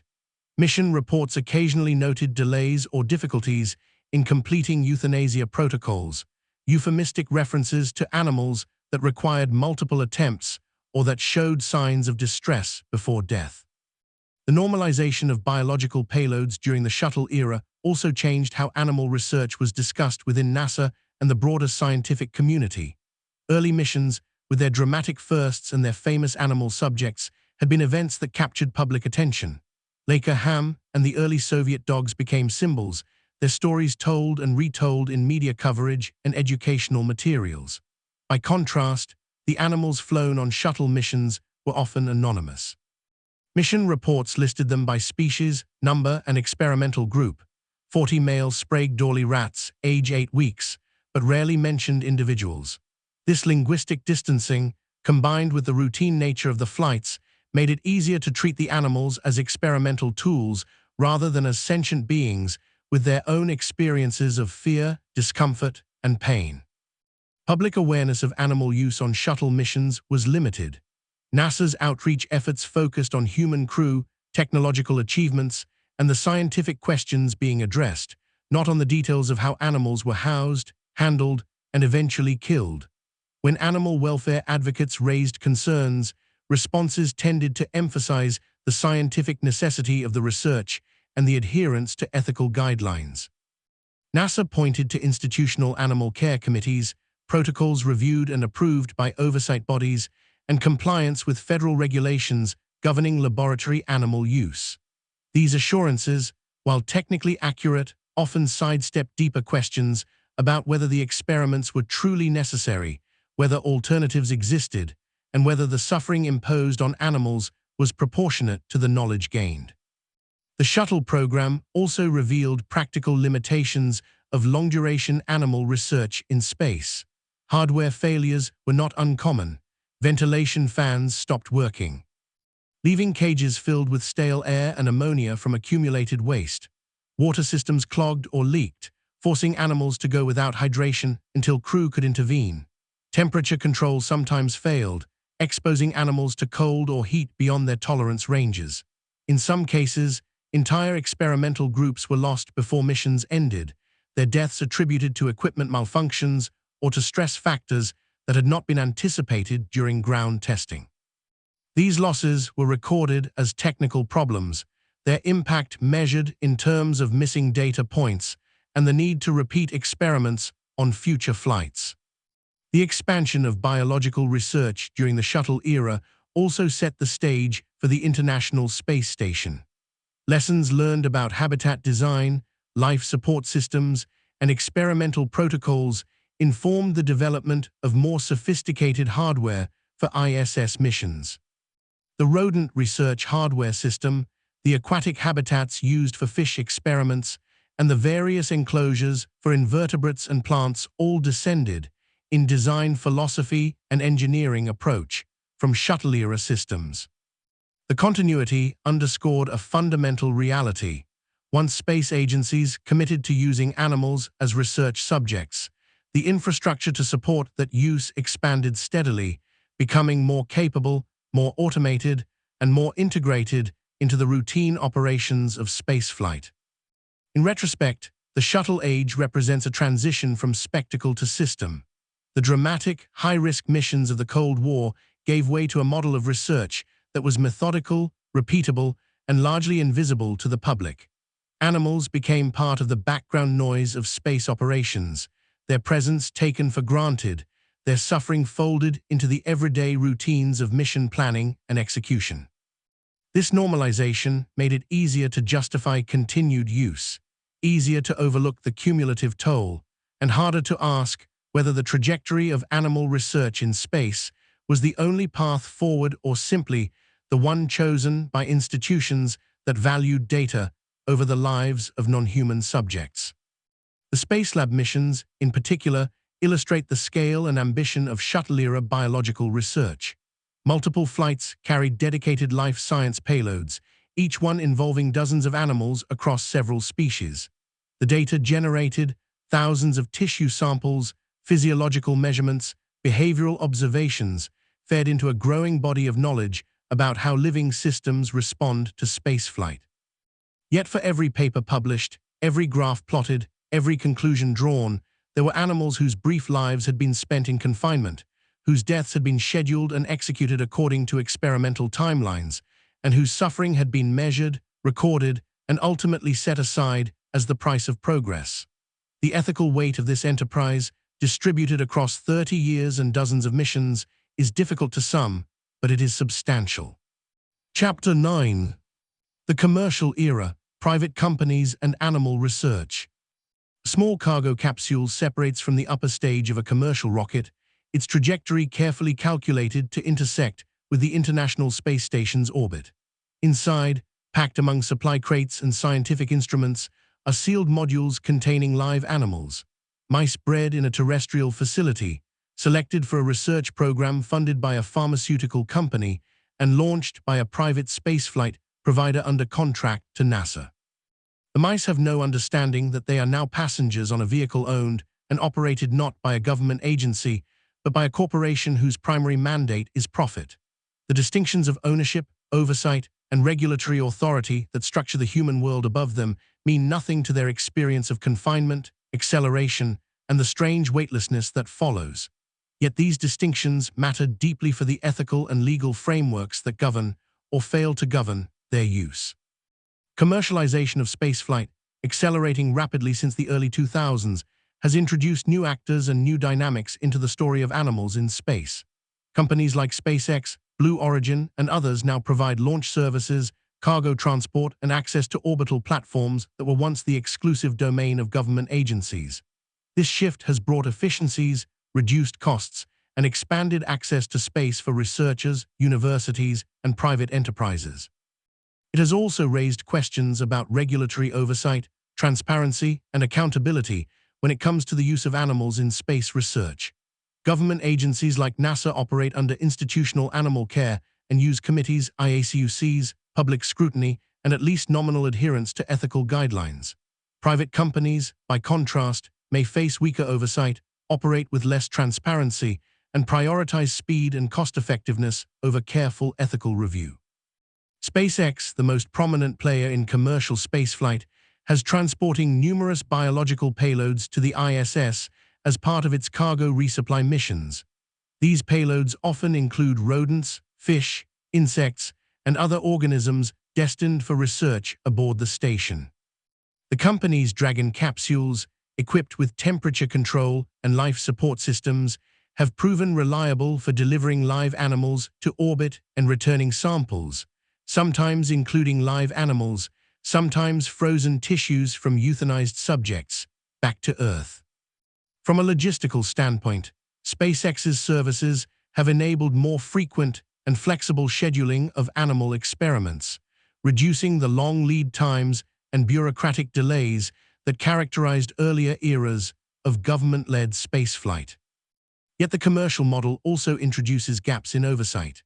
When a private company launches a payload under contract to NASA or another government entity, the research itself is still subject to institutional review and federal regulations governing animal welfare. But what happens when a private company or a client of that company conducts research that is entirely commercial?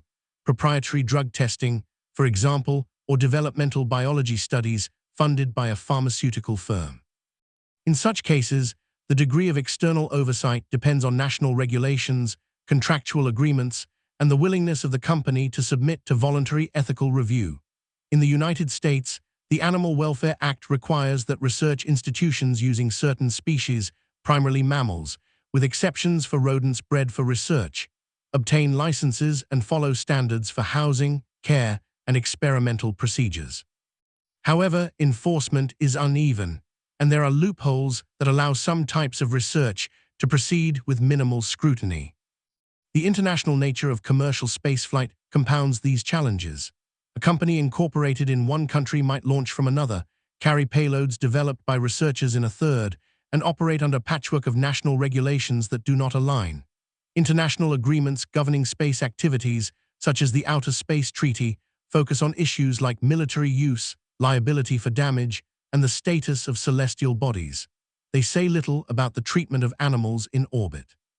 The absence of binding international standards for animal research in space means that practices can vary widely, with some missions adhering to rigorous ethical protocols and others operating in regulatory gray zones where oversight is minimal or non-existent.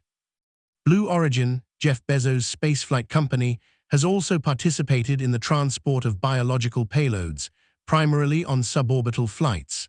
These missions, shorter in duration than orbital flights, but still subjecting animals to extreme acceleration, microgravity, and re-entry forces, have carried organisms ranging from tardigrades to cell cultures. In one notable case, a 2022 suborbital flight by a private company in the Democratic Republic of Congo carried a rat named Kavira, who died during the mission. The incident drew international attention and criticism from animal welfare advocates, leading the company to pledge to stop using animals in future flights. The case highlighted both the ethical concerns surrounding commercial animal research and the lack of consistent oversight in regions where regulatory infrastructure is weak or absent. The profit motive introduces another layer of complexity. Private companies operate under pressures to minimize costs, maximize efficiency, and deliver results quickly to clients who are paying for access to space. These incentives can conflict with the time and resources needed to ensure high standards of animal welfare. Housing animals in larger, more comfortable enclosures costs more in terms of mass and volume, both of which translate directly to launch costs. Providing enrichment, allowing longer acclimation periods, or building in redundancies to protect animals from hardware failures all add expense. In a competitive market, companies and clients may be tempted to cut corners, opting for minimal compliance with regulations rather than gold standard care. While there is no evidence of systematic neglect, the structural incentives raise concerns about whether commercial spaceflight will erode the already modest protections that animals in space research currently enjoy. Transparency is another issue. Government agencies, despite their imperfections, operate with some degree of public accountability. Mission reports, scientific publications, and responses to Freedom of Information requests provide windows into how animals are used, what experiments are conducted, and what outcomes occur. Private companies, especially those conducting proprietary research, may claim trade secrets or competitive advantage as reasons not to disclose details. This opacity makes it difficult for animal welfare advocates, ethicists, or the public to assess whether standards are being met or whether animals are suffering unnecessarily.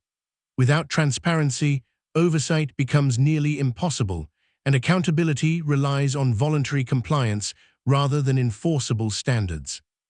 On the other hand, commercial spaceflight also offers potential opportunities to improve animal welfare if companies and clients choose to prioritize it. The same market pressures that incentivize cost-cutting can also reward innovation in animal alternatives. A company that develops effective non-animal methods for testing drug responses in microgravity, for example, could market that service as both ethically superior and scientifically robust. Similarly, companies that adopt stringent animal welfare standards and publicize their adherence to those standards might attract clients who value ethical practices, either for moral reasons or to avoid reputational risks. The realization of these opportunities depends on whether demand for ethical alternatives exists and whether regulatory and cultural pressures push the industry in that direction. The development of private space stations adds another dimension. Several companies have announced plans to build commercial orbital platforms that would offer research, manufacturing, and tourism services. If these stations come online, they could host biological research conducted entirely outside the traditional oversight structures that govern NASA and other national space agencies. A private station might operate under the laws of the country where the owning company is incorporated, or it might exist in a regulatory void if international agreements do not catch up with the pace of commercial development. This scenario raises the possibility of animal research conducted with minimal oversight, driven by profit motives, and shielded from public view. Yet there are also signs of growing awareness and resistance. Animal welfare organizations have begun paying closer attention to spaceflight research, submitting comments to regulatory agencies, lobbying against specific missions, and raising public awareness through campaigns and media outreach. In 2010, PETA successfully pressured NASA to cancel plans for renewed primate research, a victory that demonstrated the potential for advocacy to shape policy. More recently, attention has turned to commercial actors, with calls for stricter regulation, mandatory ethical review, and public disclosure of animal use in commercial spaceflight missions. The question of whether commercial spaceflight will improve or worsen conditions for animals in space research remains open. The answer depends on regulatory choices, market dynamics, and cultural attitudes toward animal use.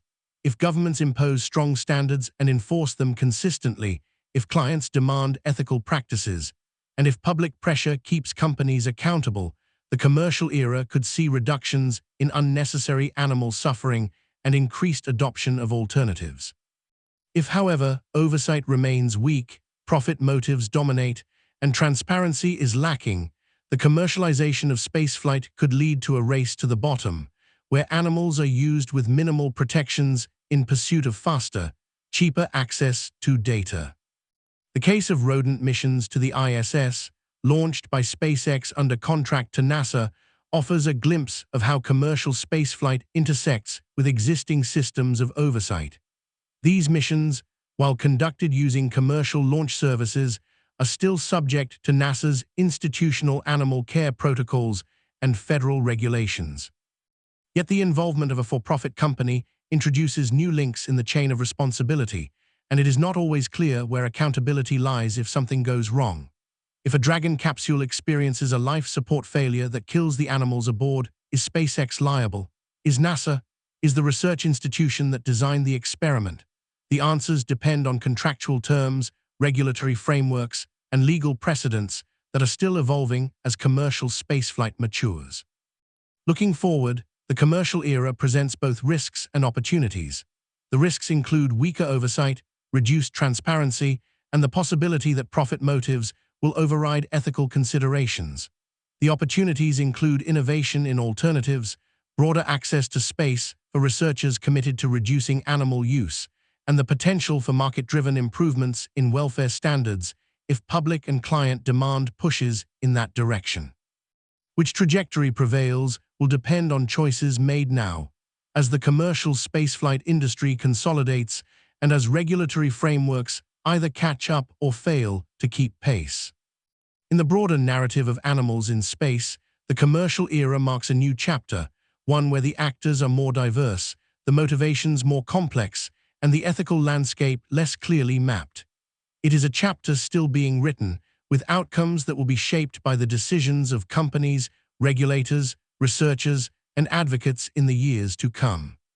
Chapter 10. Alternatives, Robots, Organoids, and Computer Models. In a laboratory on Earth, a cluster of cells derived from human stem cells floats in a nutrient bath, slowly organizing itself into a structure that resembles a miniature organ. This is an organoid, a three-dimensional self-assembling tissue model that mimics the architecture and function of a real liver, kidney, or heart. Unlike an animal subject, it requires no food, feels no pain, and can be replicated in large numbers from a single cell line. Researchers can expose it to microgravity conditions using specialized bioreactors or by sending it to the International Space Station, where it will respond to weightlessness in ways that mimic how human tissues behave in space. The organoid does not replace every function of a whole animal, but for specific questions. How do liver cells metabolize drugs in microgravity? How does kidney tissue respond to radiation? How do heart cells maintain their rhythm without gravity? It provides data that are directly relevant to human physiology, without the ethical burden of confining and killing a sentient being. Alternatives to animal use in space research are not speculative fantasies. They exist, they are advancing rapidly, and in some contexts, they are already replacing animal experiments. The category of alternatives is broad, encompassing technologies that range from computational models and artificial intelligence to tissue chips, organoids, and sophisticated robotic systems. Each approach has strengths and limitations, and no single alternative can yet replace all the roles that animals have played in space biology. But collectively, they represent a path toward reducing and eventually eliminating the need for animal subjects. If institutions and researchers commit to developing and validating these methods with the same resources and urgency that have historically been devoted to animal experiments. Tissue chips, also called organs-on-chips, are microfluidic devices that contain living human cells arranged to replicate the structure and function of specific tissues or organs. A heart on a chip, for example, might include cardiac muscle cells, endothelial cells lining blood vessels, and fibroblasts that provide structural support, all organized on a scaffold and perfused with nutrient fluid that flows through channels designed to mimic blood circulation. These chips can be instrumented with sensors that measure electrical activity, contraction force, and metabolic output, providing real-time data on how the tissue responds to experimental conditions. When sent to space, tissue chips experience microgravity just as a whole animal would, but without the suffering, stress, or ethical complications. NASA has already flown multiple tissue chip experiments to the ISS, with results that validate the technology's potential. A 2019 mission sent engineered heart tissues on chips to study how microgravity affects cardiac function. The tissues showed impaired contractions, subcellular structural changes, and increased markers of stress, findings that closely paralleled observations from astronauts and from earlier animal studies. Importantly, the tissue chips provided these insights without requiring the sacrifice of any animals, and they did so with tissues derived from human cells, making the data more directly applicable to understanding astronaut health than results from rodent experiments could be. Muscle-on-a-chip platforms have been used to study how microgravity induces muscle atrophy. Researchers found that engineered muscle tissues in space exhibited reduced regeneration capacity, similar to what happens in aging or disuse on Earth. When treated with drugs known to stimulate muscle growth, the tissues showed partial protection against microgravity-induced decline, demonstrating that tissue chips can be used not only to model disease processes, but also to screen potential countermeasures. This dual capability, understanding mechanisms and testing therapies, positions tissue chips as powerful tools that could replace many of the rodent studies currently conducted aboard the IS. Organoids take the concept further by creating three-dimensional, self-organizing structures that more closely resemble whole organs. Brain organoids, derived from pluripotent stem cells, develop layers of neurons, glial cells, and even rudimentary blood vessels, replicating some aspects of brain architecture and function. These mini-brains have been used to study neurodevelopmental disorders, neurodegenerative diseases, and the effects of drugs and toxins on neural tissue. In microgravity, organoids can grow larger and with more complex structures than on Earth, where gravity-driven sedimentation and limited nutrient diffusion constrain their size and organization. This property makes space an ideal environment for fabricating organoids that are more physiologically realistic, turning the ISS into a biofactory for human tissue models. Bone and cartilage organoids have been grown in microgravity to study how skeletal tissues develop and respond to mechanical loading. On Earth, cells destined to become bone are guided by gravity and by the constant low-level stress of supporting the body's weight. In space, these cues are absent, and researchers can observe how cells differentiate and organize without those influences. Surprisingly, some studies have found that microgravity accelerates the formation of bone-like structures, possibly because cells are exposed more uniformly to chemical signals in the nutrient medium. These findings, derived from organoids, provide insights that could inform treatments for osteoporosis and bone injuries on Earth, all without using animals. Computational models and artificial intelligence represent another frontier in alternatives. Advances in machine learning and big data have made it possible to build simulations of biological systems that can predict how tissues, organs, and whole organisms respond to spaceflight stresses. These models are trained on datasets collected from decades of human spaceflight, from tissue chip experiments, and from ground-based studies.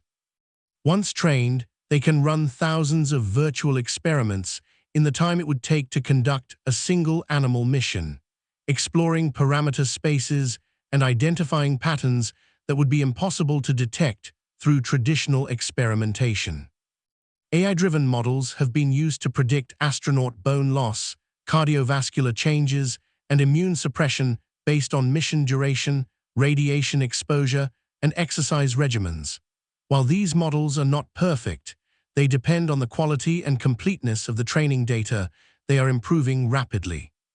As more data from tissue chips, organoids, and human subjects are fed into these systems, their predictive power grows, potentially reaching a point where animal experiments become unnecessary for many categories of research.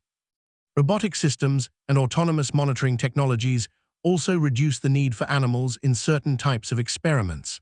For example, rather than sending animals to test life support systems, engineers can use instrumented mannequins equipped with sensors that measure temperature, humidity, oxygen levels, and metabolic gas exchange.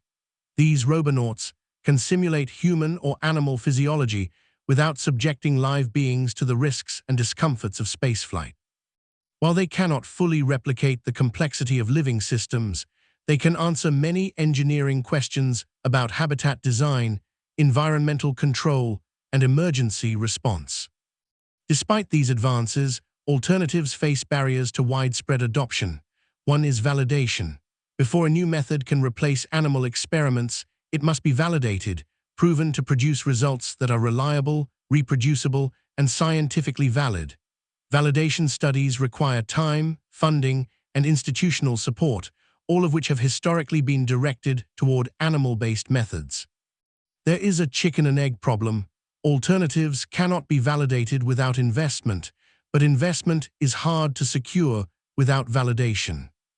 Another barrier is cultural inertia. Generations of scientists have been trained in animal research methodologies, and many are comfortable with those methods and skeptical of new approaches. Peer reviewers, grant agencies, and regulatory bodies may favor proposals that use established animal models, even when alternatives exist, because they perceive them as more familiar and therefore more trustworthy.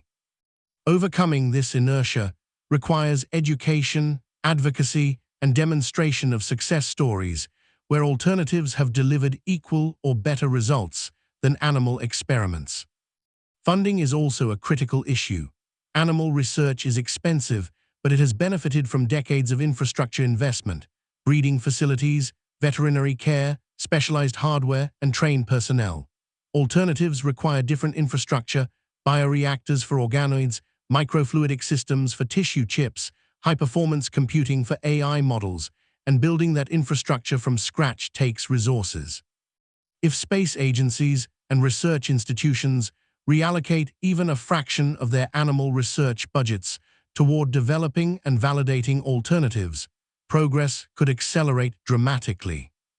There are areas where animals are still claimed to be necessary and where alternatives are not yet sufficiently developed. Complex, multi-system interactions, how the immune system, nervous system, and endocrine system interact during chronic spaceflight stress, for example, are difficult to model with single tissue chips or computational methods. Whole animal physiology, with its feedback loops, compensatory mechanisms, and emergent properties, remains challenging to replicate in vitro or in silico. However, these gaps are narrowing. Researchers are building multi-organ chips that link heart, liver, kidney, and other tissues in a single device, allowing study of systemic interactions. AI models are becoming sophisticated enough to capture nonlinear dynamics and emergent behaviors. And in some cases, human data collected from astronauts themselves provide insights that no animal model could match. Success stories demonstrate what is possible. The European Space Agency's decision in 2010 to reject primate research and instead invest in simulation technologies showed that institutional commitment can drive change. Pharmaceutical companies, facing public pressure and regulatory shifts away from animal testing on Earth, have increasingly adopted tissue chips and organoids for drug development. Some have reported that these methods are faster, cheaper, and more predictive of human responses than animal studies, providing both ethical and economic incentives to continue the shift. In space research specifically, the NASA Tissue Chips in Space program has generated data showing that organoids and tissue chips can answer questions that previously required animals. The program has also fostered collaboration between space agencies, biotech companies, and academic researchers, building a community committed to advancing alternatives. If this momentum continues, it is conceivable that within a decade or two, the majority of biological research on the ISS could be conducted without animals, using instead a combination of tissue models, computational simulations, and data from astronauts. The ethical case for alternatives is straightforward. If a method can provide equivalent or better data without causing animal suffering, there is a moral obligation to use it. The scientific case is also strong. Human-derived tissues and organs on chips provide data that are more directly relevant to human spaceflight than results from mice or rats, whose physiology differs in important ways. The practical case depends on demonstrating that alternatives are feasible, cost-effective, and capable of answering the full range of research questions that space agencies need to address. Progress on all three fronts, ethical, scientific, practical, suggests that the era of animal-dependent space research could be nearing its end if the will and resources are marshaled to make it so. Chapter 11. Laws, Guidelines, and Loopholes. On paper, the rules appear comprehensive. NASA maintains a formal policy document titled Principles for Ethical Care and Use of Animals, outlining standards for housing, handling, veterinary care, and experimental design. The Committee on Space Research, COSPA, an international body, has adopted guidelines requiring that all space-based animal research adhere to the principles of replacement, reduction, and refinement, collectively known as the 3 Rs, and that protocols be reviewed by legitimate animal care and use committees. In the United States, the Animal Welfare Act establishes minimum standards for the treatment of certain species used in research, and institutions receiving federal funding must comply with the Public Health Service policy on humane care and use of laboratory animals. These frameworks create an impression of rigorous oversight, a system in which animals are protected by layers of regulation and ethical review. Yet the reality is more complicated. The rules contain gaps, exceptions, and practical limitations that allow suffering to continue largely unchecked. Some species fall outside regulatory protection entirely. In the United States, the Animal Welfare Act explicitly excludes birds, rats, and mice bred for research, the very species most commonly used in space experiments. This exclusion means that the millions of rodents flown to orbit or subjected to ground-based spaceflight simulations receive no federal legal protections under the primary animal welfare statute governing research. They are covered instead by voluntary guidelines issued by the Public Health Service, which institutions must follow if they receive certain types of federal funding, but which lack the force of law and are enforced through a system that relies heavily on self-reporting and internal review. Institutional Animal Care and Use Committees, or IACUCs, are the frontline mechanism for ethical oversight in the United States, and similar bodies exist in other countries. These committees, composed of scientists, veterinarians, and at least one community member with no affiliation to the institution, review research protocols before experiments can proceed. They are tasked with ensuring that animal use is justified, that pain and distress are minimized, and that alternatives are considered. In theory, IACUCs serve as guardians of animal welfare, standing between researchers and the animals they propose to use. In practice, however, their effectiveness varies widely. IACUCs operate within institutions that have strong incentives to approve research. Universities, government agencies, and private companies depend on research grants, contracts, and scientific output to maintain funding and prestige. Committee members are often colleagues of the researchers whose protocols they review, creating potential conflicts of interest. While community members are supposed to provide independent perspectives, they are typically outnumbered by scientists and veterinarians who may be more sympathetic to research goals and more willing to accept arguments that animal use is necessary. Studies of IACUC decision-making have found that protocols are rarely rejected outright.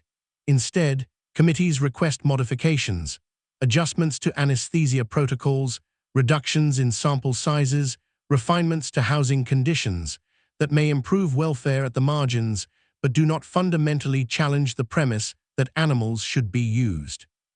The principle of humane endpoints illustrates both the strengths and limitations of the current system. A humane endpoint is a predefined condition, a level of weight loss, a severity of clinical signs, a degree of distress, at which an animal will be euthanized to prevent further suffering. In theory, humane endpoints prevent animals from being kept alive through prolonged agony simply to collect more data. In practice, however, endpoints are often set late in the progression of disease or injury, allowing animals to endure significant suffering before they are removed from the study. Moreover, once an experiment is in orbit, implementing humane endpoints becomes logistically difficult. Astronauts are not trained veterinarians, and they may not recognize subtle signs of distress in animals whose behavior differs from terrestrial norms because of microgravity. Even when distress is recognized, on-orbit euthanasia is constrained by available equipment and crew time, and there may be pressure to delay intervention if ending the animal's life prematurely would compromise the scientific value of the mission.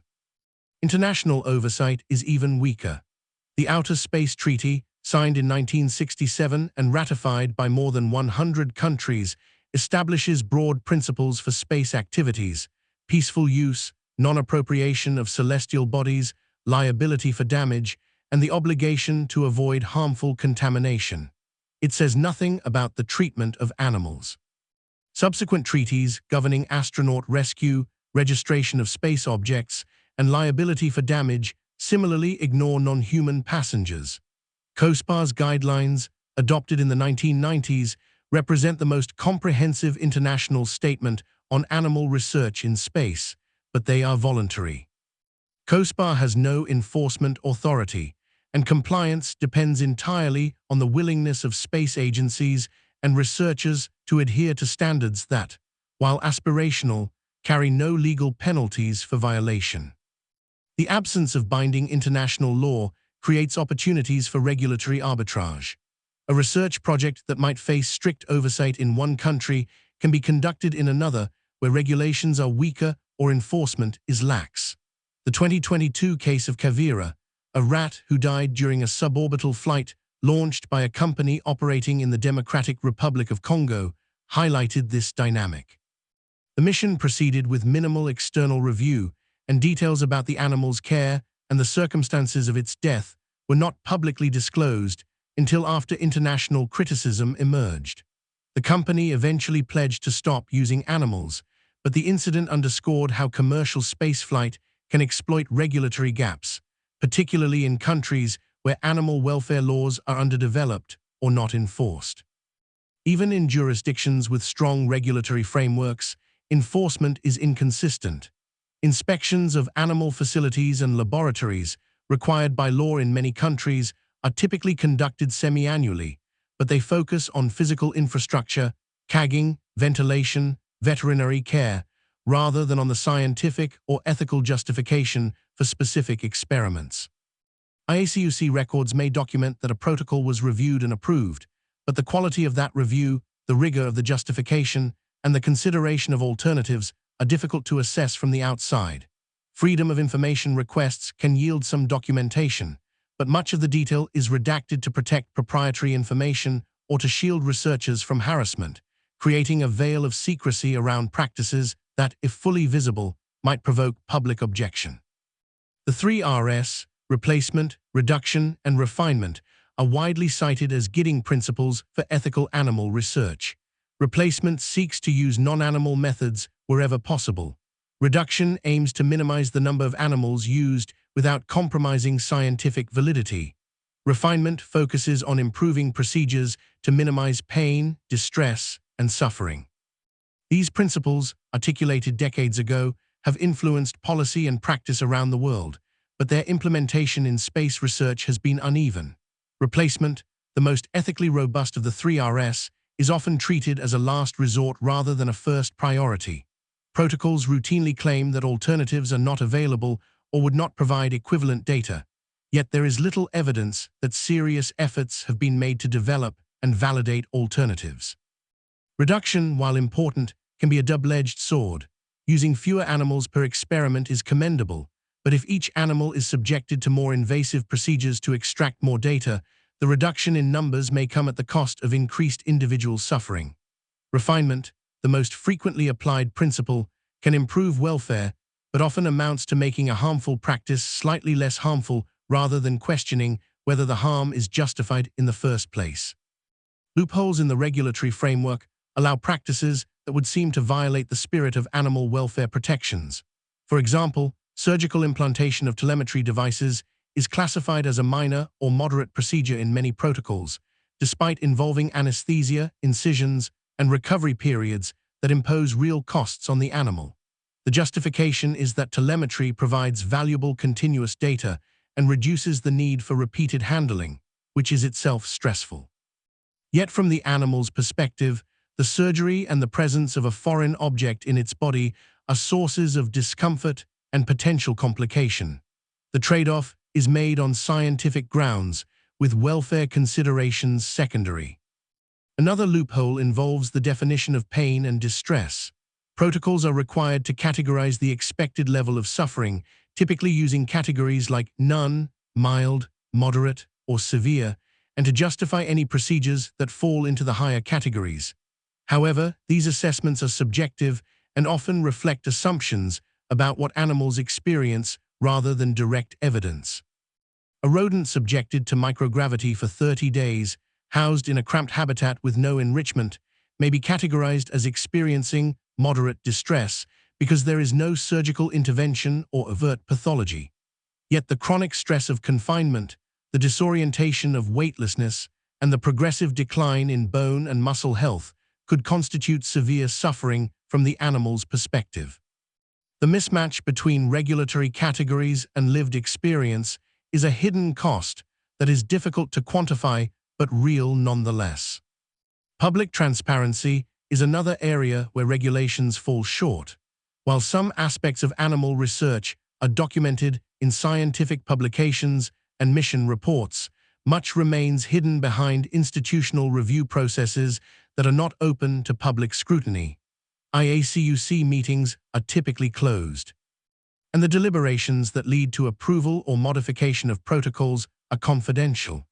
Annual reports filed with regulatory agencies may include summary statistics, numbers of animals used, species involved, categories of pain and distress, but they rarely provide detail sufficient to allow external assessment of whether standards are being met. Activists and advocates who seek more information often find themselves blocked by claims of privacy, proprietary interest, or security concerns. The commercial era compounds these challenges. As private companies take on larger roles in launching and conducting space research, the question of regulatory jurisdiction becomes more complex. A commercial launch vehicle operated by a U.S. company may carry payloads developed by researchers in Europe, Asia, or elsewhere, each subject to different national regulations. If the research is privately funded and not subject to federal oversight in any jurisdiction, it may proceed without IACUC review or adherence to established guidelines. The Outer Space Treaty's silence on animal welfare means there is no international legal framework to fill these gaps. Efforts to strengthen oversight face institutional resistance. Proposals to extend Animal Welfare Act protections to rodents and birds have been introduced multiple times in the U.S. Congress, but have failed to gain traction, opposed by research institutions and industry groups that argue such changes would impose burdensome costs and stifle scientific progress. Attempts to establish binding international standards for animal research in space have similarly stalled, with space agencies reluctant to cede authority to external bodies or to accept restrictions that might limit their flexibility in designing missions. Yet there are signs that pressure for reform is building. Animal welfare organizations have become more sophisticated in their advocacy, using freedom of information laws to obtain documentation, filing complaints with oversight agencies, and mobilizing public opinion through media campaigns. In 2010, sustained pressure from groups including PETA and the Physicians Committee for Responsible Medicine succeeded in convincing NASA to cancel plans to subject squirrel monkeys to radiation experiments, a rare instance where public opposition directly altered research policy. The episode demonstrated that advocacy can work, but it also highlighted how resource-intensive such campaigns are and how many other experiments proceed without similar scrutiny. Looking forward, the question is whether regulatory frameworks will evolve to close loopholes, strengthen enforcement, and extend protections to all species used in space research, or whether the status quo will persist, a patchwork of voluntary guidelines, inconsistent enforcement, and gaps that allow suffering to continue in the name of scientific progress. The answer will depend on political will, public pressure, and the willingness of institutions to prioritize ethical obligations alongside scientific ambitions. Chapter 12. Ethics and Public Opinion, From Silence to Outrage. In the autumn of 1957, when news spread that a dog named Laika had been launched into orbit with no plan for her return, the world's reaction was mixed but immediate. In the Soviet Union, official media celebrated the achievement, framing Laika as a heroic pioneer whose mission proved the superiority of socialist science. Schoolchildren read stories about the brave space dog, and her image appeared on posters and stamps. Outside the Soviet bloc, however, responses were more complicated. In Britain, the Royal Society for the Prevention of Cruelty to Animals called for protests at Soviet embassies, and the British Society for Happy Dogs organized a minute of silence in Laika's memory. In New York, dog lovers marched outside the United Nations building carrying signs that read, "Pick on someone your own size." Letters poured into Soviet diplomatic missions, some expressing admiration for the technical feat, others condemning the decision to send a living being on a one-way journey into space. Laika's story became the first major flashpoint in public consciousness around the use of animals in space research. Her expressive face in pre-launch photographs, calm, trusting, seemingly unaware of what awaited her, made it difficult for many people to view her as simply a biological payload. She looked like someone's pet, and that resemblance provoked empathy and outrage in ways that earlier experiments with monkeys, insects, or rodents had not. Yet even as protests emerged, the dominant narrative in both the Soviet Union and the United States framed animal experiments as necessary sacrifices on the path to human spaceflight. Officials and scientists argued that without data from animals, sending humans into orbit would be recklessly dangerous. This utilitarian logic, accepting harm to few animals to protect human lives, provided moral cover for practices that might otherwise have been questioned more aggressively. Over the decades that followed, public attitudes toward animal research in general, and space animal research in particular, evolved in complex ways. The 1960s and 1970s saw the rise of modern animal rights and animal welfare movements, fueled by publications like Peter Singer's Animal Liberation, and the growing recognition that many species are capable of suffering in ways comparable to humans. Philosophers and activists began challenging the anthropocentric assumptions that had long justified using animals as tools, arguing that the capacity to suffer, not species membership, should be the relevant criterion for moral consideration. These arguments gained traction in broader society, influencing public opinion, legislation, and institutional policies. Space agencies responded to this shifting landscape with varying degrees of transparency and reform. NASA, facing criticism over primate research and other animal experiments, developed formal principles for ethical care and use of animals in the 1990s. These principles, modeled loosely on the Belmont Report's framework for human research ethics, emphasized respect for life, societal benefit, and non-maleficence.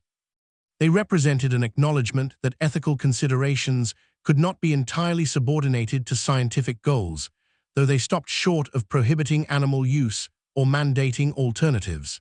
The European Space Agency, under similar pressures, announced in 2010 that it would not conduct primate research, opting instead to invest in simulation technologies and other non-animal methods. This decision, celebrated by animal welfare advocates, marked a significant shift in institutional policy and suggested that ethical concerns could, in some contexts, outweigh traditional research practices. Yet public awareness of ongoing animal research in space remained limited, unlike Laika's mission, which captured headlines worldwide. The routine use of rodents, fish, and other species aboard the Space Shuttle and the International Space Station received little media attention. Mission announcements focused on human crew, technological milestones, and the scientific questions being addressed, not on the dozens or hundreds of animals living and dying in orbit. This invisibility served institutional interests. By keeping animal use out of the public eye, space agencies could continue experiments without provoking the debates and protests that more visible missions might trigger. When animal welfare organizations did turn their attention to space research, they achieved notable successes. In 2009, PETA and the Physicians Committee for Responsible Medicine launched a campaign against NASA's plan to subject squirrel monkeys to radiation experiments. The proposed study would have exposed the monkeys to high doses of radiation over 3 years, simulating conditions astronauts might face on deep space missions. Anticipated effects included tumors, brain damage, loss of motor control, and shortened lifespans. The monkeys would be housed in isolation, and the experiment would end with their euthanasia and dissection. Activists argued that the study was cruel, scientifically questionable, and unnecessary given advances in computational modeling and non-animal alternatives. Over the course of a year, more than 100,000 letters, emails, and phone calls flooded NASA offices, and protests were organized at agency facilities. In late 2010, NASA announced that it was canceling the experiment and would review all future animal research plans to ensure ethical standards were met. The cancellation was a watershed moment. It demonstrated that sustained public pressure could change institutional behavior, even in areas as insulated from democratic accountability as space research. It also revealed the extent to which animal use had proceeded for decades with minimal external scrutiny, and it raised questions about what other experiments might be reconsidered if subjected to similar levels of public and ethical review. Public opinion polls conducted in various countries since the 1990s reveal a consistent pattern. Most people accept animal research under certain conditions: serious medical purposes, minimal suffering, genuine consideration of alternatives, but become uncomfortable when those conditions are not clearly met. Surveys in the UK, for example, have found that around 80–90% of respondents support medical research using animals if suffering is minimized and the work addresses serious health issues. However, support drops sharply when experiments are perceived as trivial, when alternatives are available but not used, or when animals suffer severely without clear justification. Space research occupies a gray zone in this landscape.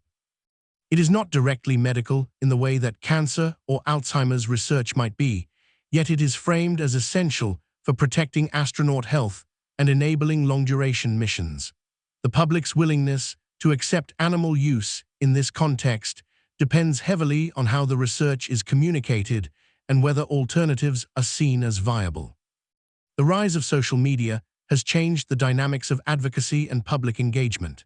Images and videos of animals in research settings, once tightly controlled by institutions, can now be shared widely and rapidly, generating public outrage and mobilizing activists across borders.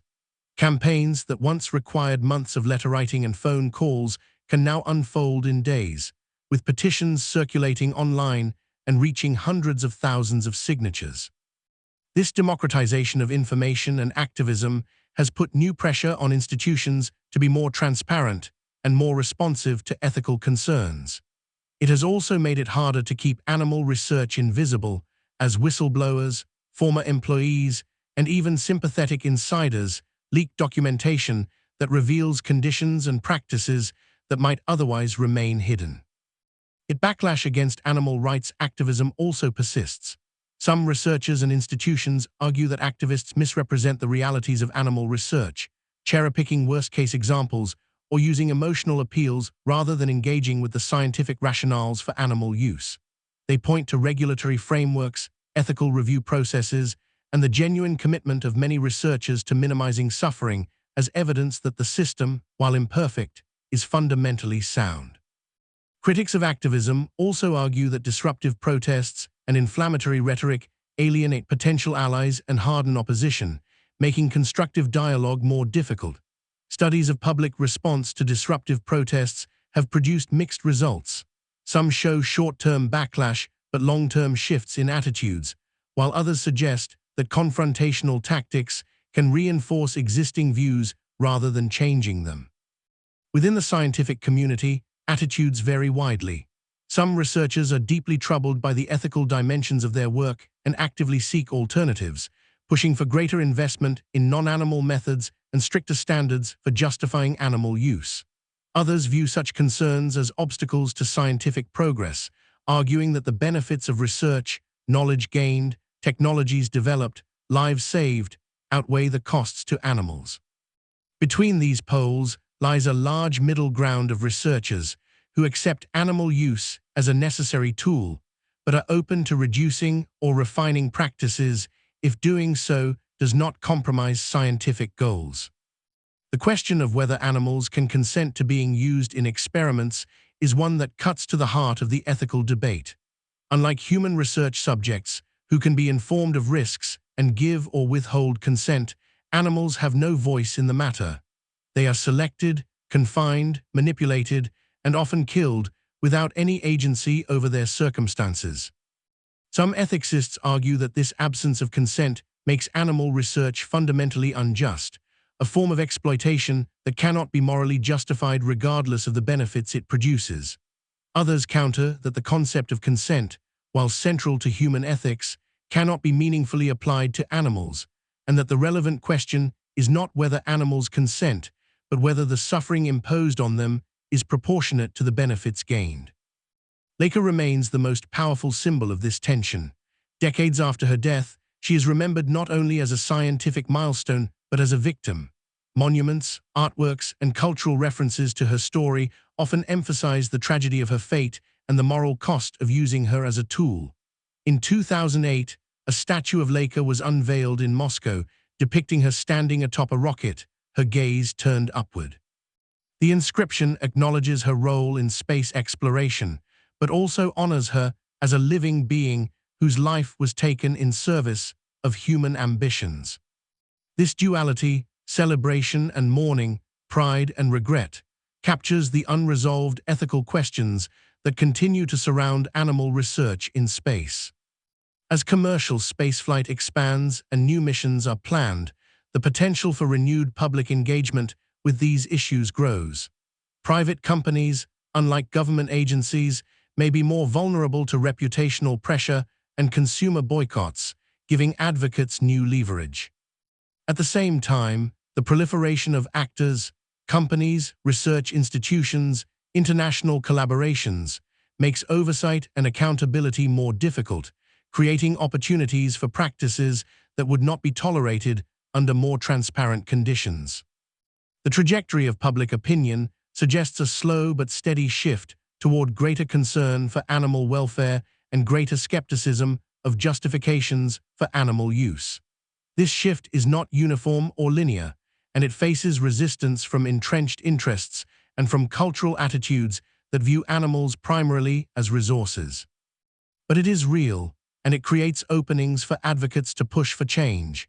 Stricter regulations, mandatory transparency, greater investment in alternatives, and ultimately a reconceptualization of humanity's relationship with non-human life that recognizes obligations beyond utility. Chapter 13. Visions of a cruelty-reduced spacefaring future. Imagine a future in which no animal is strapped into a rocket, no mouse endures the disorientation of microgravity in a cramped habitat, no fish gasps in a failing tank, and no primate is subjected to isolation and invasive procedures in the name of space exploration. This is not a fantasy of abandoning space research or halting the pursuit of knowledge. It is a vision of spacefaring that has embraced alternatives, invested in new technologies, and committed to ethical frameworks that prioritize the reduction and eventual elimination of animal suffering. In this future, tissue chips and organoids provide the data once extracted from live subjects. Computational models simulate physiological responses with precision that rivals or exceeds animal experiments. Astronauts themselves, monitored with advanced biosensors and consenting to participate in research protocols, become the primary source of data on how humans adapt to space. And when questions remain that cannot yet be answered without biological systems, those systems are cultures of cells, not sentient beings with nervous systems capable of fear and pain. This vision is not distant speculation. The technologies already exist, and in some domains they are being deployed successfully. The challenge is not inventing alternatives, but scaling them, validating them, and committing institutional resources to their development and implementation. What stands between the current state of animal research in space and a cruelty-reduced future is not primarily a technical gap, but a cultural and political one. The inertia of established practices, the assumptions embedded in scientific training, the risk aversion of regulatory bodies, and the absence of binding international standards that would mandate change.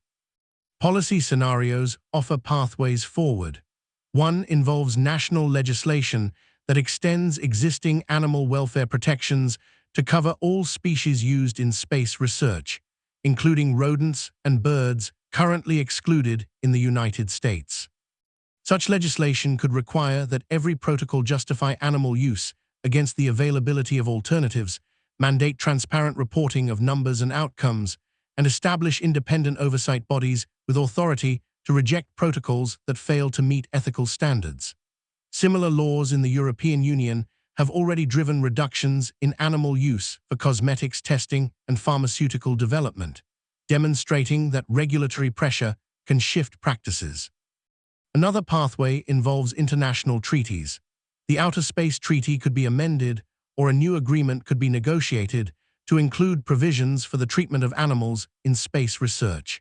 Such a treaty might require signatory nations to adhere to the 3Rs, to submit annual reports on animal use to an international body, and to invest specified percentages of their space research budgets in developing alternatives.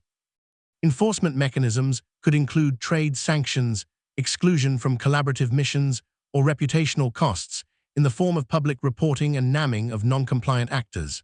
While negotiating international agreements is slow and politically complex, the precedent exists.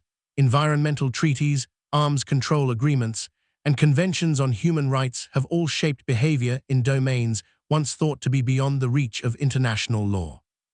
A third scenario centers on funding. If space agencies, research councils, and private foundations redirected even a fraction of their current animal research budgets toward developing and validating alternatives, progress would accelerate dramatically.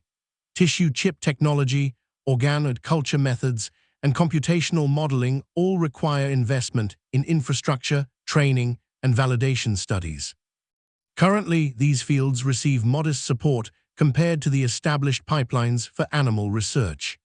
A strategic shift, driven by policy mandates, ethical commitments, or competitive advantage in attracting top scientists concerned with animal welfare, could change the landscape within a decade. Public registries represent another tool for accountability and transparency. If every space mission involving animals were required to register in a publicly accessible database, listing species, numbers, experimental purposes, anticipated levels of suffering, and outcomes, advocates, journalists, and concerned citizens could track trends, identify problematic practices, and hold institutions accountable. Such registries exist in some countries for terrestrial animal research, though compliance and detail vary. Extending this model to space research and making it international would shine light into areas that have long operated in shadow. Technological advances offer optimism. The NASA Tissue Chips in Space program has demonstrated that organoids and engineered tissues can survive launch, adapt to microgravity, and provide data comparable to or better than whole animal studies. As these technologies mature, their advantages, lower cost, higher throughput, direct human relevance, will become more apparent, creating economic and scientific incentives to adopt them even without regulatory mandates. Pharmaceutical companies have already begun shifting away from animal testing for drug development in favor of human cell-based assays, driven by both ethical concerns and the realization that human tissues predict human responses more accurately than rodent models. Space research could follow a similar trajectory. Artificial intelligence and machine learning will play growing roles. As datasets from human spaceflight, tissue chip experiments, and ground-based studies accumulate, AI models trained on these data will become capable of predicting responses to microgravity, radiation, and other spaceflight stresses with increasing accuracy. These models will never be perfect, but neither are animal models, which often fail to predict human outcomes due to species differences in physiology, metabolism, and disease pathways. The question is not whether alternatives are flawless, but whether they are good enough to replace most animal use while being refined and improved over. Cultural shifts within science are equally important. The next generation of researchers is more ethically aware, more attuned to animal welfare concerns, and more open to alternative methods than previous generations. Graduate programs in space biology, bioastronautics, and related fields are beginning to incorporate ethics modules, discussions of the 3Rs, and training in alternative methods. As these scientists move into positions of authority, designing experiments, reviewing protocols, setting research agendas, they will carry with them a different set of assumptions and priorities. This generational change, while gradual, has the potential to transform institutional culture from within. Redefining necessity is central to this vision. For too long, necessary has been defined narrowly. An experiment is necessary if it generates data that researchers want and cannot easily obtain another way. A more robust definition would ask whether the experiment is necessary to prevent serious harm, whether alternatives have been genuinely explored, and whether the suffering imposed on animals is proportionate to the benefits. Under this stricter standard, many current practices would not pass muster. Experiments conducted primarily to publish papers, to train students, or to incrementally refine knowledge that is not immediately critical to astronaut safety or mission success would be deferred or redesigned to use non-animal methods.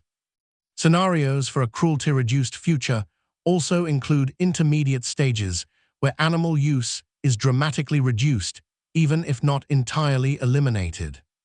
Priority areas for reduction might include developmental studies, where organoids can replicate key stages of embryonic development, drug testing, where tissue chips provide human-relevant data, and chronic studies of bone loss or muscle atrophy, where computational models informed by human astronaut data can predict outcomes.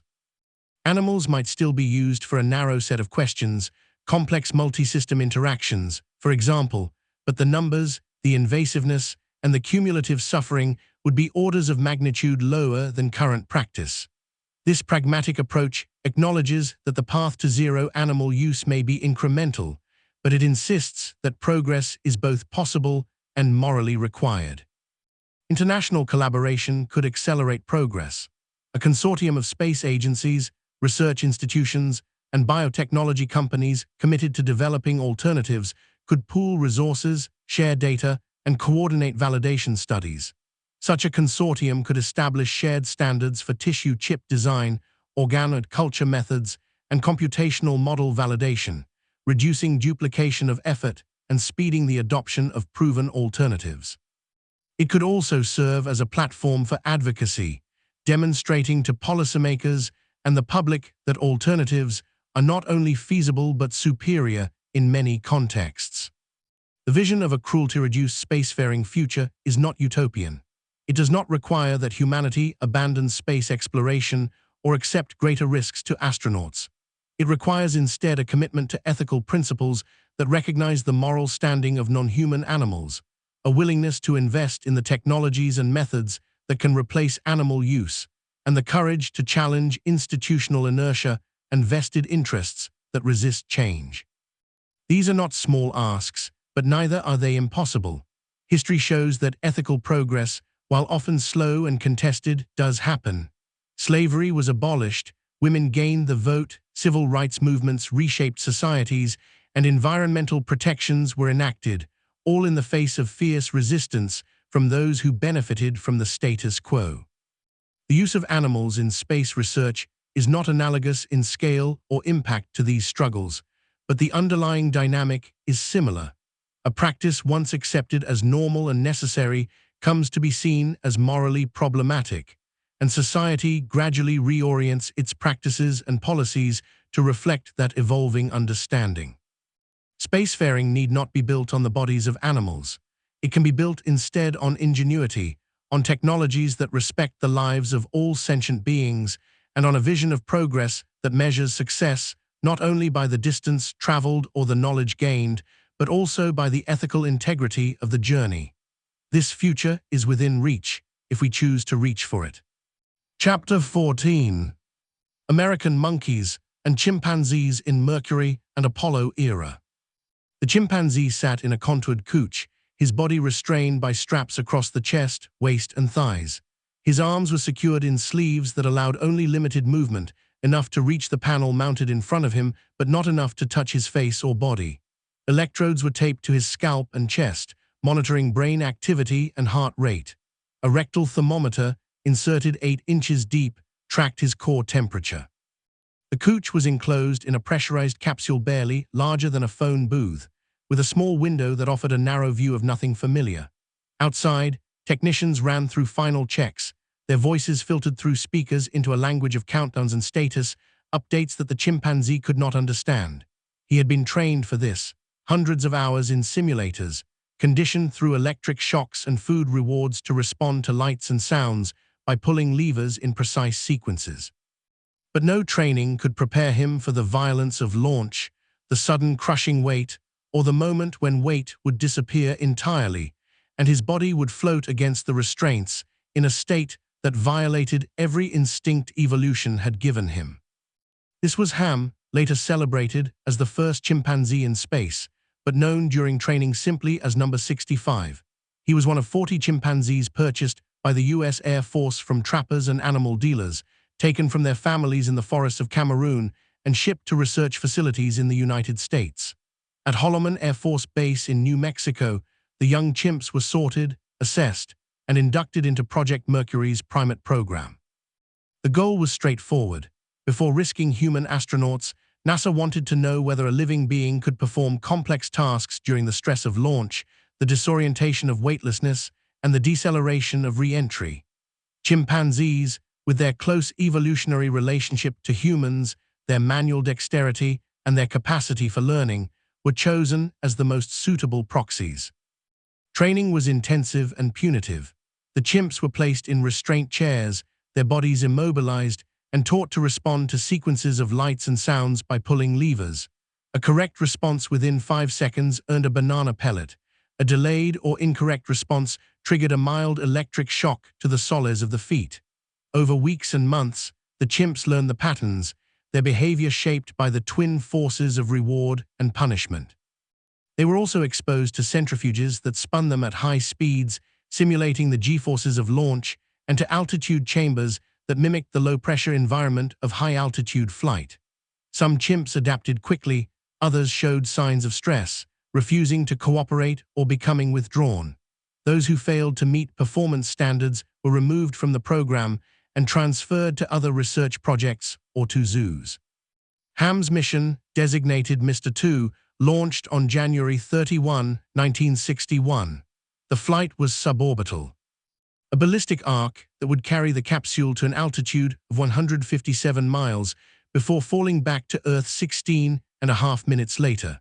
From the moment the Redstone rocket's engines ignited, everything went wrong in small but significant ways. A valve malfunction caused the rocket to burn longer than planned, driving the capsule higher and faster than intended. Ham experienced more than 14 Gs of acceleration during ascent, far beyond the 6.5 Gs the mission planners had anticipated. The capsule also lost cabin pressure, exposing Ham briefly to near-vacuum conditions until his pressure suit inflated automatically, squeezing his body and making it even harder to breathe. Despite these malfunctions, Ham continued to pull levers in response to the lights and sounds, his training overriding the panic his body must have felt.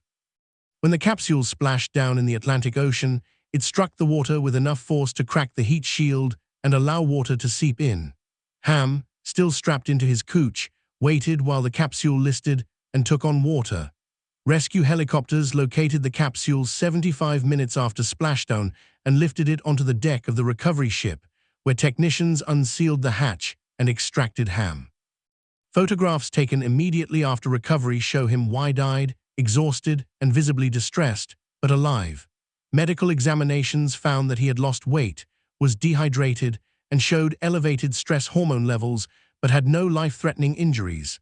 NASA declared the mission a success, proof that a living being could survive the rigors of spaceflight and perform tasks under extreme conditions. Ham's post-flight life was less triumphant. After a brief period of public appearances, photographs with officials, mentions in news reports, he was sent to the National Zoo in Washington, D.C., where he spent 17 years in captivity. The zoo provided better conditions than a laboratory, but Ham lived alone or with unfamiliar chimps, separated from the companions he had trained with at Holloman. Visitors came to see the famous Astrochimp, but for Ham, the years passed in a concrete enclosure with little stimulation and no agency over his circumstances. In 1980, he was transferred to the North Carolina Zoological Park, where he lived with other chimps until his death in 1983 at the age of 26. His body was preserved, and his skeleton is now displayed at the National Museum of Health and Medicine in Maryland. a relic of an era when chimpanzees were tools in the service of human ambition. Enos, another chimpanzee from the Mercury program, followed Ham into space on November 29, 1961, aboard Mercury Atlas V. Unlike Ham's suborbital flight, Enos's mission was orbital, placing him in a capsule that would circle the Earth twice before returning. The flight was intended to be 3 orbits, but equipment malfunctions forced an early termination.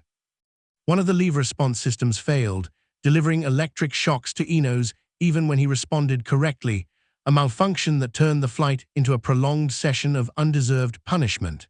Despite this, Enos continued to perform his tasks, pulling levers through 2 orbits while his body was subjected to forces, disorientation, and unrelenting shocks that his training had not prepared him for. When the capsule splashed down and was recovered, Enos appeared to be in reasonable physical condition, though he was clearly stressed and exhausted. 11 months later, Enos died at Holloman Air Force Base of Shigella dysentery, a bacterial infection unrelated to his spaceflight. He had been under observation for 2 months before his death, treated with antibiotics that proved ineffective. Some sources suggest that the stress of his mission and the months of confinement and testing that followed may have weakened his immune system, making him more vulnerable to infection. Others argue that his death was simply bad luck, a disease that could have struck any captive animal. Either way, Enos's life ended in a laboratory less than a year after his orbit, with no public memorial and little recognition beyond a footnote in space history. The broader American primate program extended beyond Ham and Enos. Dozens of rhesus monkeys and squirrel monkeys flew on suborbital flights during the 1950s and early 1960s, testing capsule designs, life support systems, and the effects of acceleration and weightlessness on mammalian physiology. Many of these animals died from parachute failures, from equipment malfunctions, from the violence of impact when capsules hit the ground or water too hard. Abel and Baker, 2 monkeys launched together on a Jupiter rocket in May 1959, survived their flight and were recovered alive, but Abel died days later from complications of anesthesia during a surgical procedure to remove an electrode. Baker lived until 1984, spending most of her life in captivity at various research facilities and zoos, an emblem of survival, but also of the decades-long confinement that followed a 15-minute flight. The use of chimpanzees and monkeys in the Mercury program was justified on the grounds that they provided data essential to ensuring astronaut safety. Officials argued that sending humans first would have been recklessly dangerous, that the risks to primates were acceptable given the stakes, and that the animals' contributions paved the way for human achievements in space. Yet this framing elides uncomfortable truths. The chimpanzees and monkeys were not volunteers. They were captured, purchased, and conscripted. Their training involved systematic use of punishment, and their lives were structured entirely around human purposes. Even those that survived their missions spent the remainder of their lives in captivity, their post-flight years characterized by confinement, social isolation, and the absence of meaningful agency. Media portrayals of Ham and other Astrochimps often framed them as heroes, eager participants in the grand adventure of spaceflight. Photographs showed them in miniature spacesuits, their expressions interpreted through anthropomorphic lenses as curious, brave, or cheerful. These narratives, while effective for public relations, obscured the realities of fear, stress, and suffering that defined the animals' experiences. Internal reports and scientific papers, by contrast, documented elevated cortisol levels, behavioral changes consistent with chronic stress, and physiological damage from the forces and conditions of spaceflight. The disconnect between public celebration and documented suffering reveals how easily narratives of heroism can be used to rationalize exploitation. The ethical questions surrounding the use of primates in space research are particularly acute because of their cognitive and emotional capacities. Chimpanzees are self-aware, capable of complex social relationships, and able to experience emotions, fear, grief, frustration, in ways that resemble human experience more closely than any other non-human species. To subject such beings to forcible confinement, punitive training, and the trauma of spaceflight raises questions about whether any amount of scientific benefit can justify the harm inflicted. The decision to use primates also intersected with social hierarchies on Earth. The early astronauts were all white men, and the animals that preceded them were explicitly chosen as proxies whose bodies could be risked in ways human bodies could not. This calculus, grounded in a hierarchy of whose lives mattered and whose could be expended, is an uncomfortable foundation for achievements celebrated as milestones of human progress. After the Mercury program, primate use in U.S. spaceflight declined. The success of human missions reduced the perceived need for animal testing, and growing ethical concerns made it harder to justify new primate experiments. However, primates continued to be used in ground-based simulations and in experiments designed to study the long-term effects of radiation and isolation. In 2010, NASA's plan to irradiate squirrel monkeys was cancelled following public outcry, marking a turning point where ethical opposition successfully halted a proposed primate experiment. Since then, NASA has not flown primates in space, though they remain in use in terrestrial research facilities connected to aerospace medicine. The legacy of Ham, Enos, and the other Astrochimps is complex. They are remembered as pioneers, their names appearing in histories of spaceflight alongside those of astronauts and engineers. Yet they are also victims, beings whose lives were taken from them, whose suffering was minimized or ignored, and whose post-flight years offered no compensation for the trauma they endured. To honor their contribution honestly requires acknowledging both the data they provided and the moral cost of obtaining it, and it demands that we ask whether similar experiments today would be acceptable, and if not, why they were acceptable then. Chapter 15. Dogs, Turtles, and Other Forgotten Cosmonaut Animals. 3 years after Laika's one-way journey into orbit, 2 more dogs sat strapped into a Soviet spacecraft, waiting for launch.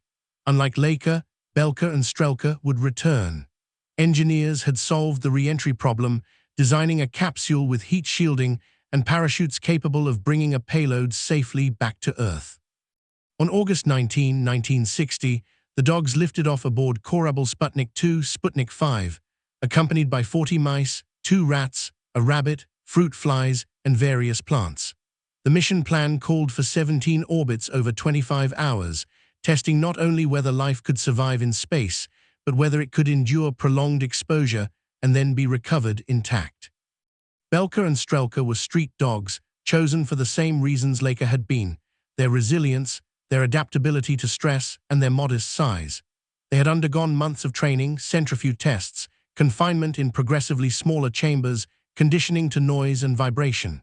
During the mission, telemetry recorded their vital signs: heart rates elevated but stable, breathing regular, body temperatures within acceptable ranges. Video cameras inside the capsule captured images of the dogs floating in their restraints, looking around with what appeared to be confusion but not panic. On the 17th orbit, retro rockets fired, the capsule descended through the atmosphere, and parachutes deployed. The landing was rough but survivable, and when recovery crews opened the hatch on the Kazakh steppe, Belka and Strelka were alive, conscious, and responsive. Photographs taken shortly after recovery show the dogs being carried by handlers, their expressions alert, their noses wet, signs that veterinarians interpreted as indicators of good health.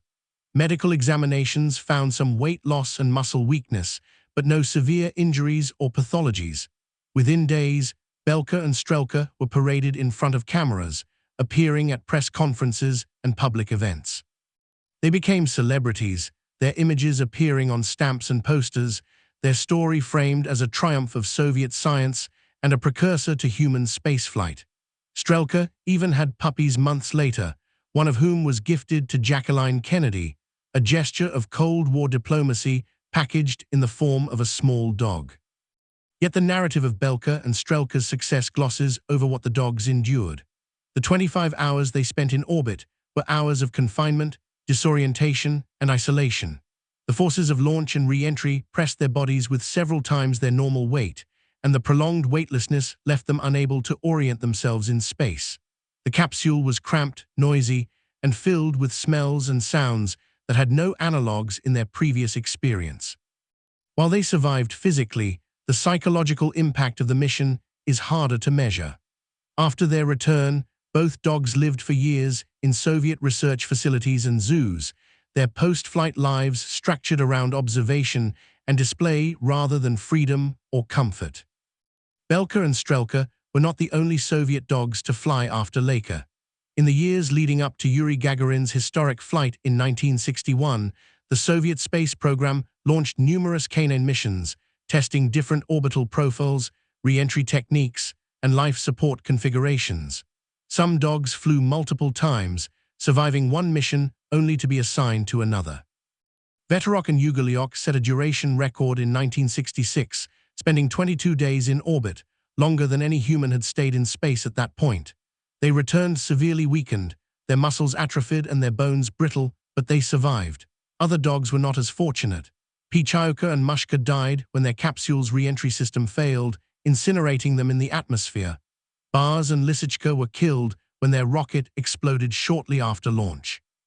These deaths, recorded in technical reports but rarely publicized, remind us that for every success story, there were failures measured in lost lives. The Soviet program also flew species that received even less attention than dogs.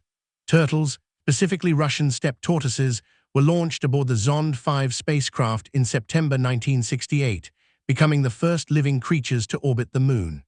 The mission, a precursor to potential human lunar flights, carried 2 tortoises along with worms, flies, seeds, and other biological samples. The spacecraft completed a circumlunar trajectory, swinging around the far side of the Moon and returning to Earth. The re-entry was rough, with the capsule splashing down in the Indian Ocean instead of landing in Kazakhstan as planned, but the tortoises survived. Post-mission examinations revealed that they had lost weight and showed signs of stress, but they lived for years afterward in Soviet research facilities. The choice of tortoises was pragmatic. They could survive without food for extended periods, their slow metabolism made them less demanding in terms of life support, and their shells provided some natural protection against physical shocks. From a scientific standpoint, they were useful for studying how living organisms responded to deep space radiation and the forces of lunar orbit. From the tortoise's perspective, however, the mission was likely bewildering.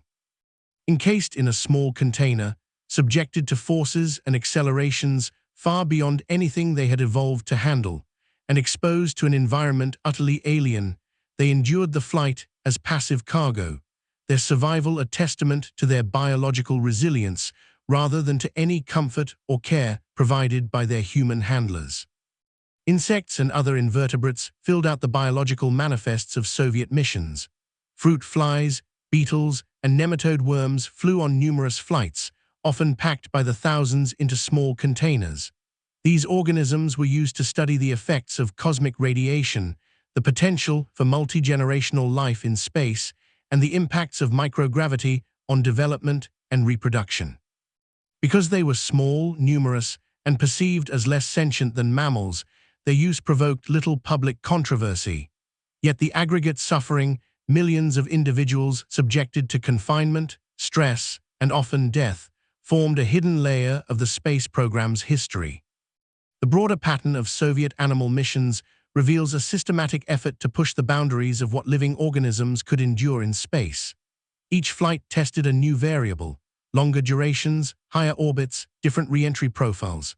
The animals were tools in this testing regime, their bodies providing data on radiation exposure, bone density changes, cardiovascular adaptation, and a host of other physiological responses.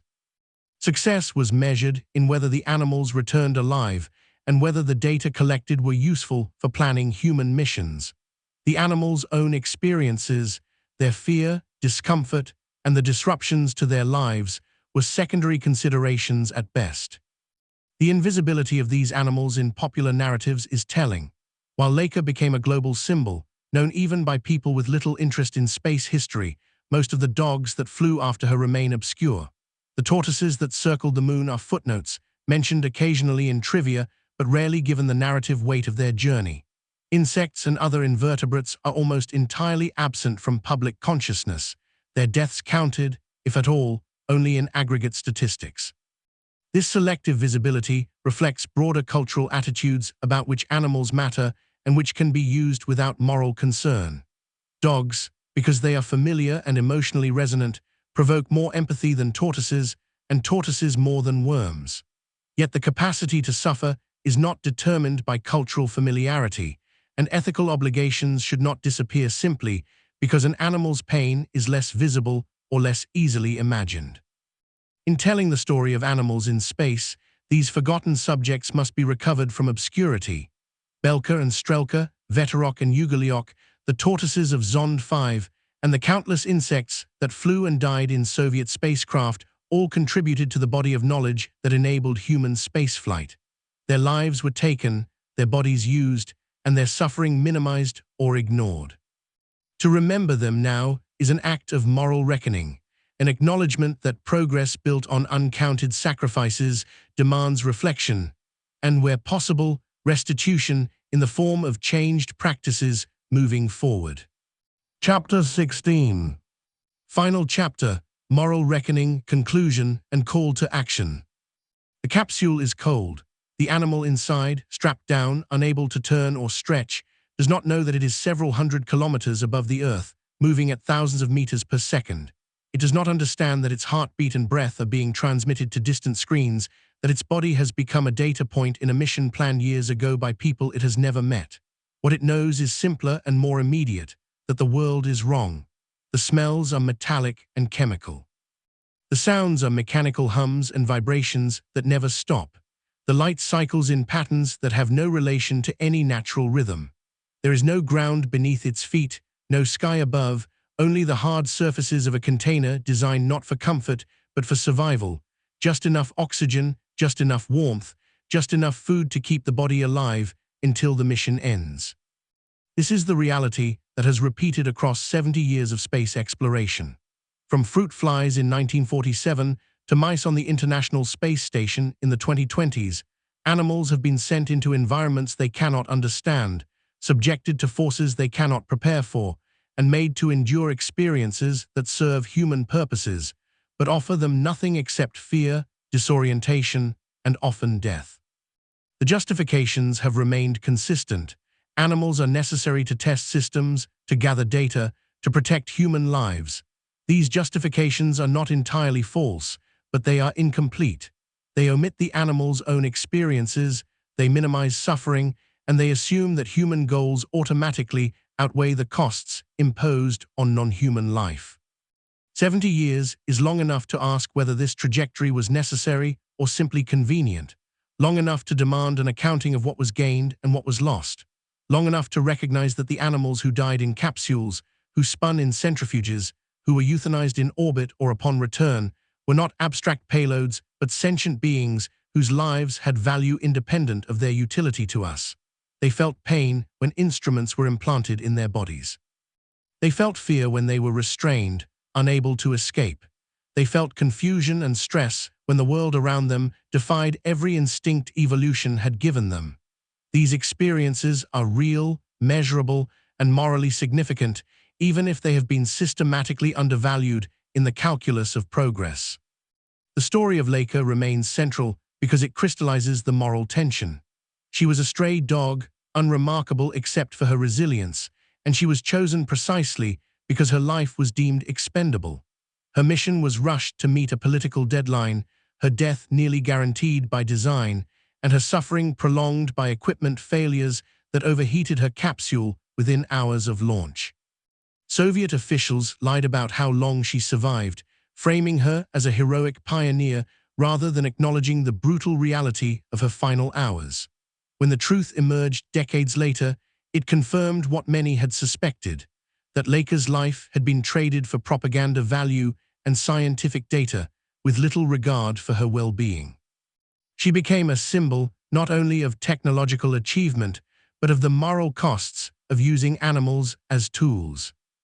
Yet Laika is only the most famous name in a vast catalogue of suffering: the monkeys who died when parachutes failed, the rodents who suffocated when ventilation systems malfunctioned, the fish who gasped in failing tanks, the frogs whose embryos developed twisted spines in microgravity. the insects who drifted in sealed containers until their short lives ended. Each of these animals experienced its own brief arc of existence, most of it shaped by human decisions made in laboratories, control rooms, and policy meetings. None of them consented, none of them understood, and none of them received anything in return for what was taken from them. The moral reckoning must begin with acknowledgement. Space agencies, research institutions, and the broader scientific community have been reluctant to engage deeply with the ethical dimensions of animal use in space. Official histories celebrate achievements: first dog in orbit, first chimp to perform tasks in space, first mammals to return alive, but rarely dwell on the suffering those achievements entailed.